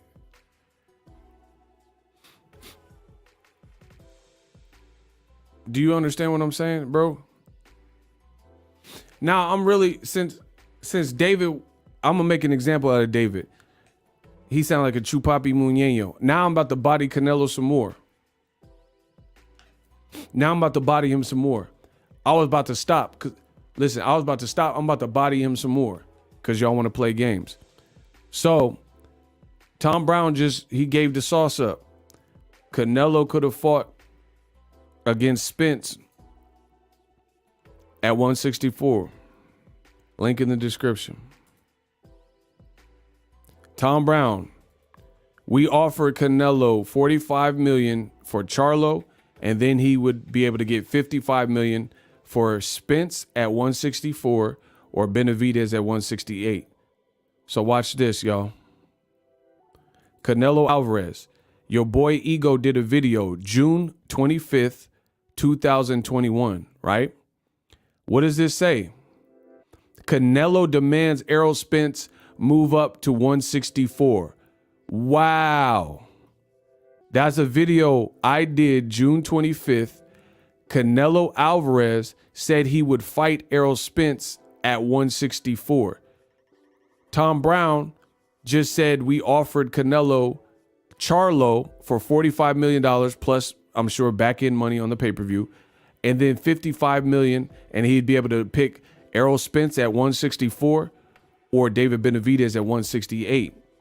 So let's get this straight.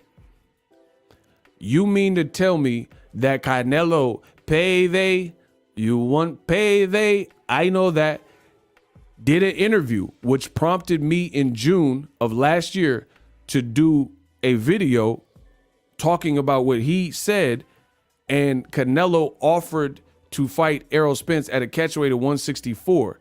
PBC offered you Errol Spence at 164 and or David Benavidez at 168 as your second fight, with Errol Spence's friend and his stablemate's brother, Jamal Charlo, as the first introductory fight.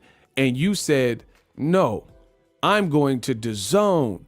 I want to fight Bevo, a Russian in the middle of Russia conflict with the Ukraine and the invasion. I want to fight on a platform with a British promoter, Eddie Hearn, and a British company, DAZN, that I was suing alongside with Golden Boy, which I got out of my contract for less money. For less money. So Canelo's all about, Hey, get the fuck out of here. Get the fuck out of here. Payday, payday. You want payday? I know that. So he's all about the paydays, right? And you could have got a bigger payday to fight on PBC. You could have got a bigger payday after CHARLO to fight Errol Spence at 164, which he's at a deficit. We don't even know how Errol Spence would look. Canelo might be too big for him. A lot of people would probably say Canelo's too big for him, right? And this is the weight class that you said you would fight Errol at. And then you could have, if you said, hey, the boxing media and the boxing fans won't give me credit for fighting a smaller Errol Spence, guess what? PBC says you could pick Spence at 154 or 164, excuse me, or Benavidez at 168. So literally, there's really no reason to not have taken the PBC Premier Boxing Champion deal. It was one on an American broadcaster owned by CBS Showtime. Your last fight with Caleb Plant, too, outsold with far fewer tickets, outsold the Billy Joe Saunders, where you allegedly had 70,000 people in attendance, and it more than doubled your live gate. 18 million for Plant. The live gate was 9 million for Saunders. And that's off more tickets in the Saunders fight by a long shot. So this is looking bad for Canelo payday, because to me, from an analytical standpoint and a numbers game, it showed you outsold every single DAZN fight, singular fight, in one fight when you rejoined an American broadcaster headed by Steven Espinoza. You fought an American talent, Caleb Plant, that had a belt and was a champion, and you did 800,000 plus pay-per-view buys. So you weren't even on pay-per-view until this coming weekend with Beevil, because DAZN lied to its fan base and said, bye pay-per-view, and said that pay-per-view was dead. Now they're trying to switch up and copy PBC. So my thing is this: the type of person that I am, I do not believe in getting the knockoff when I could get the authentic. DAZN, there are several steps, like miles behind PBC, especially as a business. PBC never said, hey, we're dropping pay-per-view. If anything, they're giving you more. Luis Ortiz and Andy Ruiz Jr., you know, Gervonta on pay-per-view, Rolly, you know what I mean? So if PBC, they always stuck to their guns and they were doing this, DAZN's just now catching up and saying, hey, we're losing so much money, man. Canelo, we thought he was gonna, it's real unsanitary, guys. Hey, guys, reporting to your life, guys. Real unsanitary. Canelo, he's losing us so much money, guys. Bro, DAZN is panicked. They try to a world without PBC. Listen, come on, guys. Reporting to your life, guys. Canelo and Kovalev, guys, in Rocky Fielding, we lost so much money. Canelo, guys. They don't know what to do. So now can't beat them, join them. Now they just went against everything that they said they was gonna do and disband or get rid of pay-per-view. And now they doing pay-per-view. So why take the knockoff when you can have the authentic? Cursor, $2. Tom Brown pulled a Floyd Mayweather on Canelo Fight Week. Big facts. Destroyed him. A Pain, The Savage. Floyd Mayweather was bigger than the belts. Hardly knew the belts were around. Now Tank is headed in that same direction. Tank is still the guy even without undisputed belts. Exactly. You look at a fight with Josh Taylor. He fought Ramirez for all the belts. He's not making more money than Gervonta Davis, and his fight wasn't bigger than Tank Davis. While old media cries and says, oh man, Tank, he's fake belts. Josh Taylor's the real champion. Guess what? All right, he's the real champion. He's really fighting for undisputed, and is really not attracting more eyes. Is really not bringing LeBron James out to his fights. LeBron James didn't go to Jose Benavidez versus Josh Taylor, but LeBron James definitely went to a substitute opponent, Eastside Pitbull Cruz, in the Staples Center, the Crypto.com arena. Right. So back to Canelo. Reporting to your life, guys. DAZN's like, hey, guys, we're going to need you to get pay-per-view. We're losing too much money, guys. Canelo versus Bevo, there's no way we'll make our money back, guys. Right? They not making the money. So now you just copying PBC. PBC do fights on Sunday. Eddie Hearn want to do fights on Sunday. PBC said we sticking with pay-per-view. Now Eddie Hearn and DAZN, they got pay-per-view. It reminds me of the 50 Cent song when he was dissing Ja Rule. And he's like, Tupac cut his head bald. Now you want to cut your head bald. Tupac put a cross on his back. Now you want to put crosses on your back. Tupac wear a bandana. Now you want to wear bandanas. You ain't Tupac. Bro, you doing everything that PBC already did. You ain't Tupac. Tupac put a cross on his back. Bro, Tupac put a cross on his back. You would have put crosses on your back. Something special, man. Wow. So you said pay-per-view's dead. DAZN now doing pay-per-view this weekend. And they could have fought one of three American names. CHARLO, Jamal. Errol at a catchweight, Spence.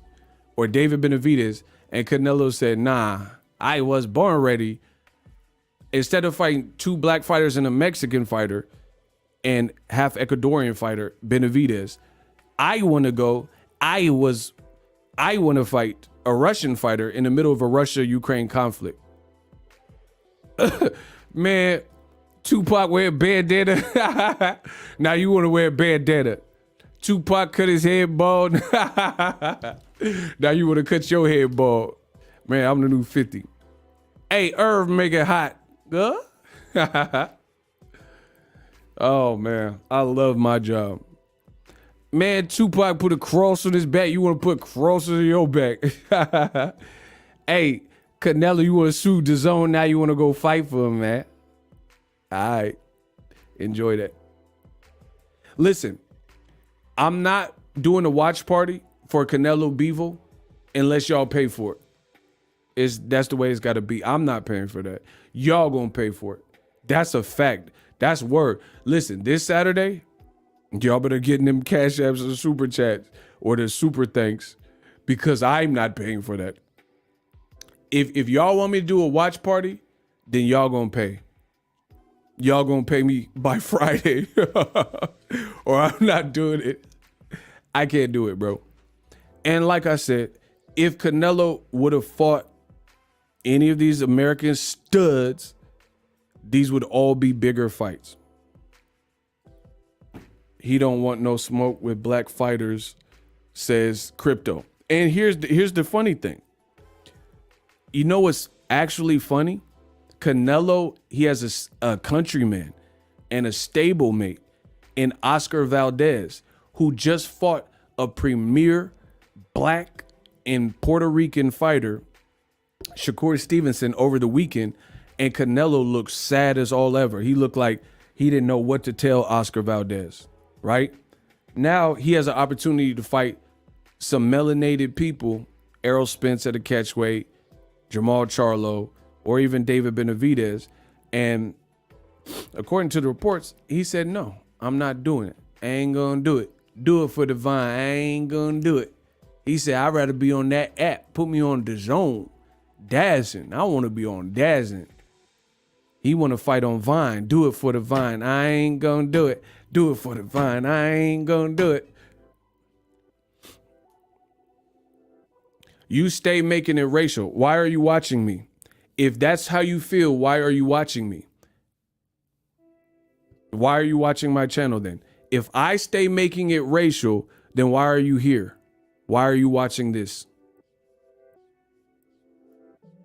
Most people with a shred of common sense would be like, hey, I like this person's style, or they're not making it about race. I'm going to go to their videos. Just so you know, there's nothing you can do to stop this train. I'm going to speak my message on YouTube and abide by the YouTube community guidelines. Cursor said, I'd honestly rather Ego just do a regular live. Boxing makes things racial. And that's the funny thing, is people omit that. I'm just telling you what I see. I somehow become the scapegoat, where I get blamed for things that I know you see, that I see, that I'm telling you I see, but everybody turns into Ray Charles, Stevie Wonder. They don't see it all of a sudden. But you can go to any Oscar Valdez, Shakur Stevenson chat section and see exactly what I'm saying. But they try to turn a blind eye. Hear no evil, see no evil, speak no evil. You know everything I'm saying is true. You know I'm the greatest. And guess what? The great thing about America, freedom of choice. You can watch the video. You don't have to watch the video. That's up to you. This is YouTube. There's billions of hours of content uploaded every single day. Pick something that you like, period. Meanwhile, I got it right here. Canelo could have fought names that are familiar with American audiences. Errol Spence Jr. at a catchweight of 164. Jamal Charlo, David Benavidez. I, as an American channel, have fully been invested in all of those guys I just said. Errol, Charlo, Benavidez's career, I've spent a lot of man hours covering their fights for you. We even did Charlo Montiel. I know old media was like, oh, why is he fighting Montiel? But guess what we didn't do a watch party for? Dimitri Bivol and his last 2 fights. You know why? Because I am a businessman. You know, because you find me at my place as a business. It would not have made any sense from a business perspective as a popular YouTuber who covers boxing and curates content. I have to go and cover Errol Spence's fight with Danny Garcia. I would have to cover Errol Spence versus Ugas. I would be leaving so much money on the table and not appeasing the audience by not giving you Errol Spence coverage, by not giving you Jermell and Jamal Charlo coverage, by not giving you David Benavidez. I know the fans like them. I know that. If I did, I covered David Benavidez, all of his last fights, either in person or Boxing Ego watch party. I didn't cover Dimitri B. I didn't even know when he was fighting. So it couldn't have been a big fight. He was on a co-feature. These are the facts, people. These are the facts. I am a businessman, you know, because you find me at my place of business. I have to go where the heat is. I got to go where the action is. We got a $3 Cash App. Let's get it.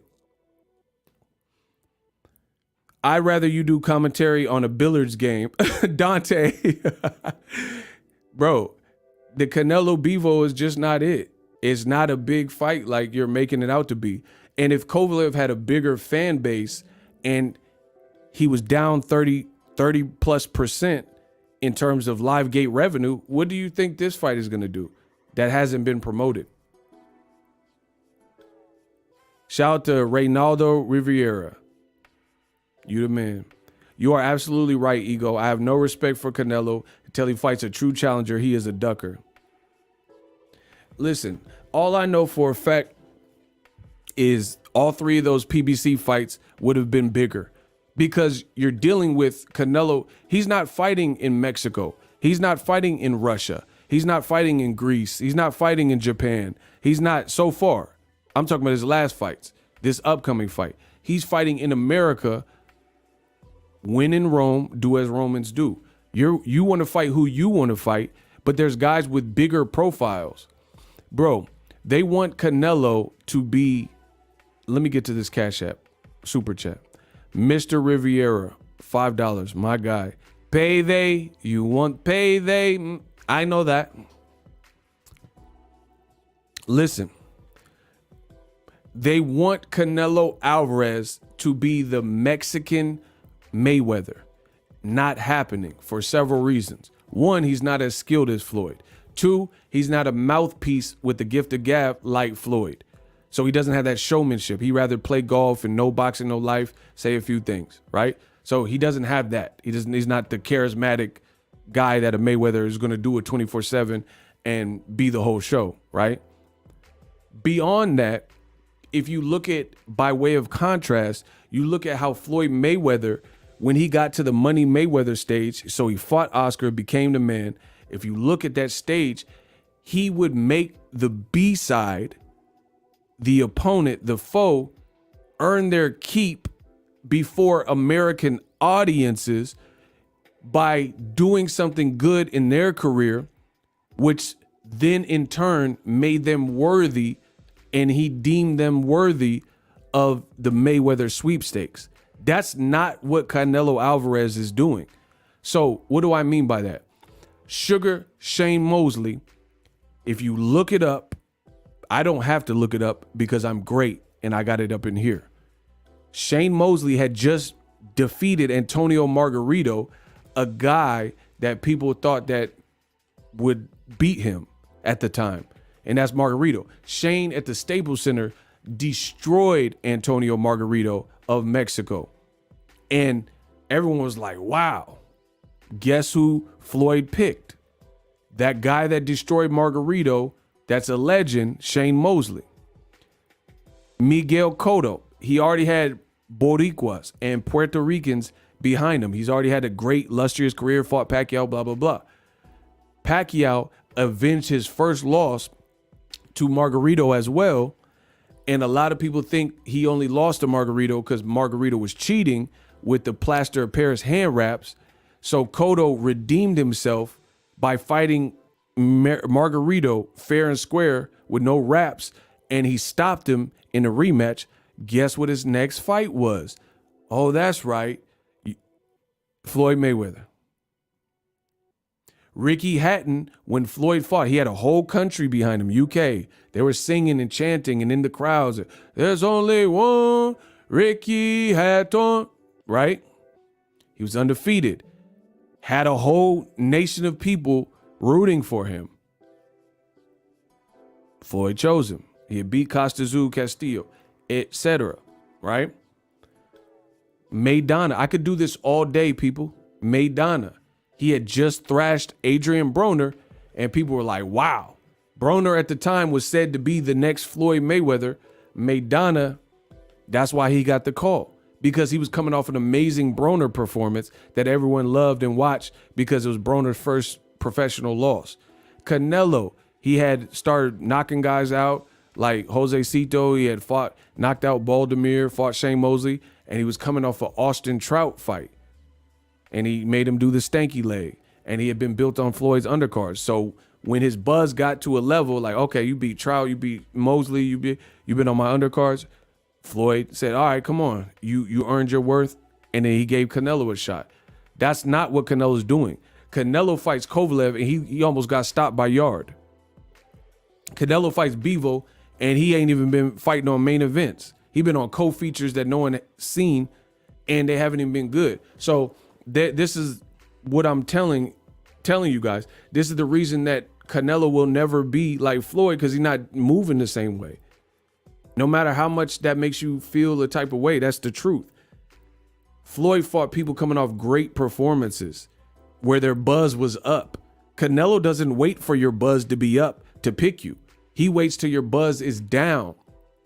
It's like you went to a club and got drunk, and you're at the height of the alcohol, the height of the buzz in the first hour or two. He waits till the DJ spins 1,000 songs and the buzz is completely gone because you've been at the club and you done sweated it out, and you've been at the club for 10 hours and you're not even buzzed anymore. That's when Canelo will fight you. Floyd didn't do that. But a lot of the racists won't tell you that. They'll say that Mayweather is a cherry picker and everybody hates Floyd and I want to see this trash talker lose. Canelo is fighting guys when they're used. When they're used up and spent. That's why he gets criticism from Mexico. Mexican legends, leyenda. Like Eric Morales has said stuff. Like Julio Cesar Chavez has said stuff. Both of them, the dad and the son.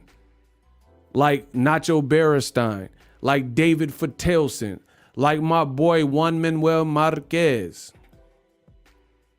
Floyd fought people when their buzz was up off of superb performances where it's like they presented a real challenge in the public's mind. Canelo doesn't wait for that. He doesn't want you to look good. David Benavidez is looking saucy, just, bro, David Benavidez is blasting dudes out of there. And then Canelo's not fighting him next. And Benavidez called Canelo out in his last fight. Don't make me roll the clip. Jamal Charlo's had wonderful performances like Derevyanchenko. Canelo didn't fight him next. Andrade has knocked guys out and he's undefeated and been winning and been calling him out. Canelo won't fight him next. Errol Spence is a champion, and that's just a big fight because of the names. And he knocking Danny out, or not, he didn't knock him out, but he beat Danny, knocked out Ugas, beat Mikey up, dropped Sean Porter and beat him. Canelo's not fighting. Like, it's not really up for discussion. This is what it is. Why not fight Benavidez? Explain that.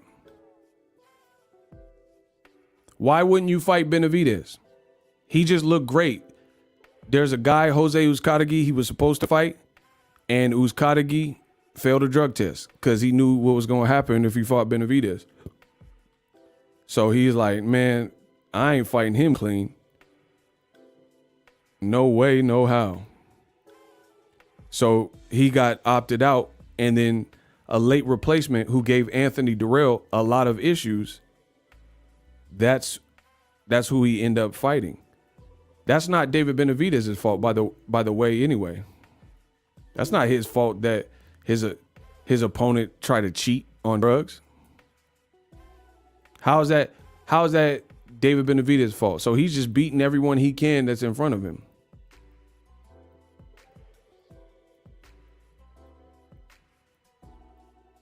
And Canelo gets called out by Charlo. Errol said he'll fight him, and then this is what he decides. And by the way, make sure y'all don't challenge me no more. Now you put on this performance. Where do you think you are, and what are you looking at? I mean, I think it's an easy question. I think everybody wants to see me against Canelo, right? So, and you can't get into Canelo's mind, but what do you think his assessment would be after seeing you fight tonight? I don't know. I don't really care what his assessment is, but you know they keep putting these contenders in front of me. You know, my last fight was a WBC title eliminator. That's why I'm here holding my belts. You know, they need to give me the opportunity. You know, I'll go through anybody, whoever they want me to go through. The big Charlo want to get it too. So Charlo would be the alternative? He don't want to get in the ring with me because he's a pussy. That's why.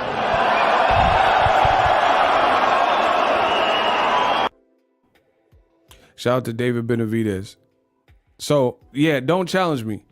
Y'all said roll the clip. I rolled the clip. That's David Benavidez after his very last fight, and he called out Canelo and Charlo. So he's keeping the same energy. And then when he ran into Charlo, there was an exchange of words. So people are keeping their same energy. Except for Canelo. Kamal Oz says, Canelo, is that you ducking again? Hey, he and Eddie Reynoso carefully choose their opponents for minimum risk, which is what Tom Brown and Kamal Oz are saying. Won't fight Miris Bradis or Alexander Usyk at cruiserweight. He a diva. Wow. See? So that's the latest. Very unfortunate that this news broke out, especially on Canelo's fight week, because these were all three of those guys, Charlo, Benavidez, or Errol. Those would have all been more anticipated fights with bigger brands. And again, we're just entering a situation where people keep saying who Canelo will beat without letting us see him beat those people.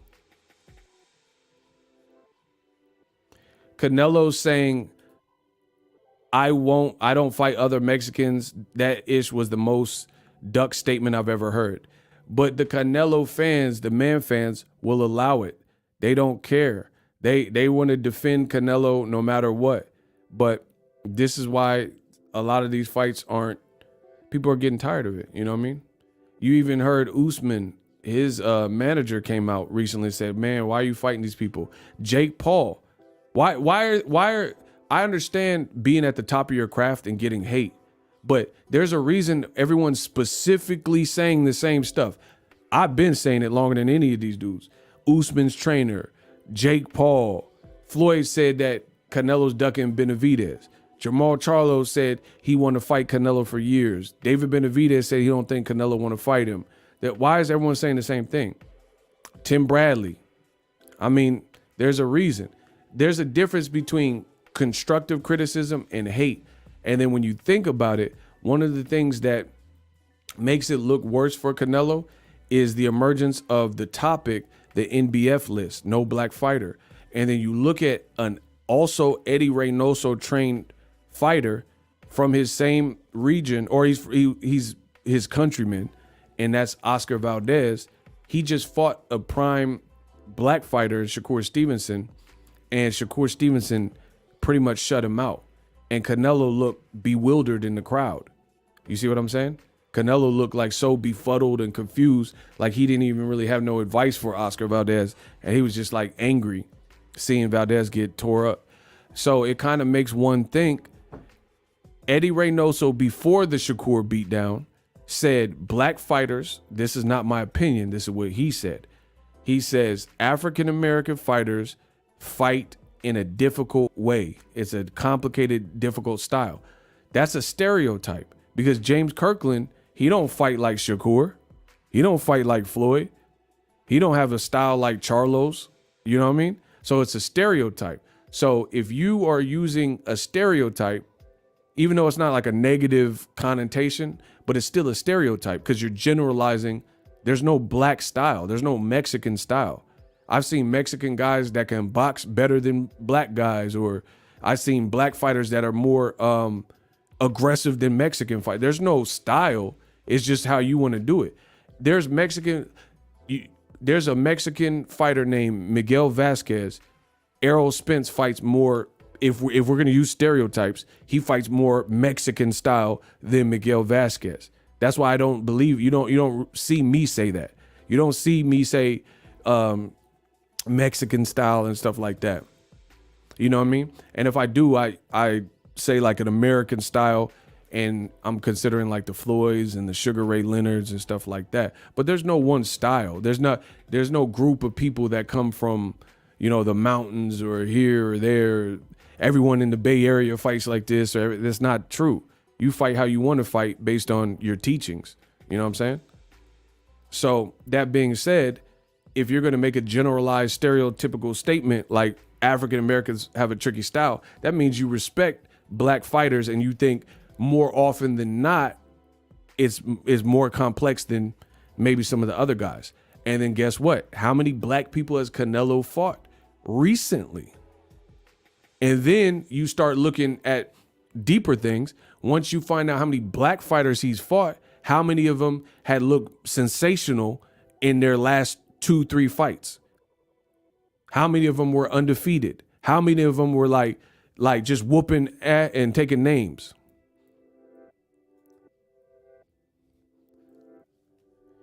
A Pain the Savage. What if black fighters said they're not fighting black fighters like Canelo said? Hell would break loose.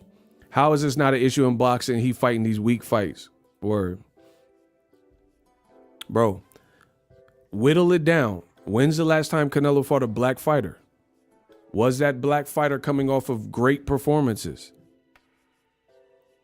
Were there any catch weight? You got to look at all these things. Like Danny Jacobs, okay. He was off tough fight after tough fight after tough fight. Golovkin lost and all that stuff, right? And that being said, Danny Jacobs also didn't get knocked out. You know what I'm saying? If we're really being honest, Danny Jacobs, Canelo knocked out Caleb Plant, Caucasian American fighter. He knocked out Billy Joe Saunders, Caucasian British fighter. He knocked out Yildirim from Turkey. He all but knocked out Caleb Smith. He didn't get an actual knockout, but that's a Caucasian British fighter, and he pulverized him for 12 rounds, right? Who else did he fight? Rocky Fielding, British Caucasian fighter. He knocked him out. Amir Khan, British fighter, Pakistani fighter. He knocked him out. Liam Smith, the brother, British Caucasian. He knocked him out. So Jacobs is in the elite few recent people with guys like Gennady Golovkin, who we know has a chin, that didn't get absolutely bombed on and pulverized one-sided. Jacobs was actually doing good in the second half of the fight. I don't know why he came with such a slow approach. So what does it say? Oscar Valdez got bodied up. It just, styles make fights. It looks like the Reynoso gym, they're avoiding certain styles. Shakur had been calling out Valdez for years, since featherweight, and they didn't line that up. And I know it's not because of Shakur. And then guess what? When they did line it up, what happened? Shakur Stevenson was laughing and flexing at the crowd, full of energy. Like, yeah, man, I told you. It dropped him. That's what happened. This is not my opinion, people. This is like factual. You can go watch ESPN Plus and go watch the replay. Go watch the on demand. Bro, so why not fight an Errol Spence? You would have all the advantages, or most of them, at least with the weight. Why not fight Benavidez? Why not fight Charlo? Because you want to stay on the zone with the European tour, the Eastern European tour. Enjoy. That's my time, people. Everybody, I hope you guys have a good day. Thank you guys for tuning in. I got a lot more heat A lot more heat to come, but very disappointing news from the Canelo side of things, because all these are great fights and they're names that American audiences would definitely be familiar with, and he opts not to fight him. Confirmed by PBC frequent collaborator and promoter Tom Brown. Peace, y'all.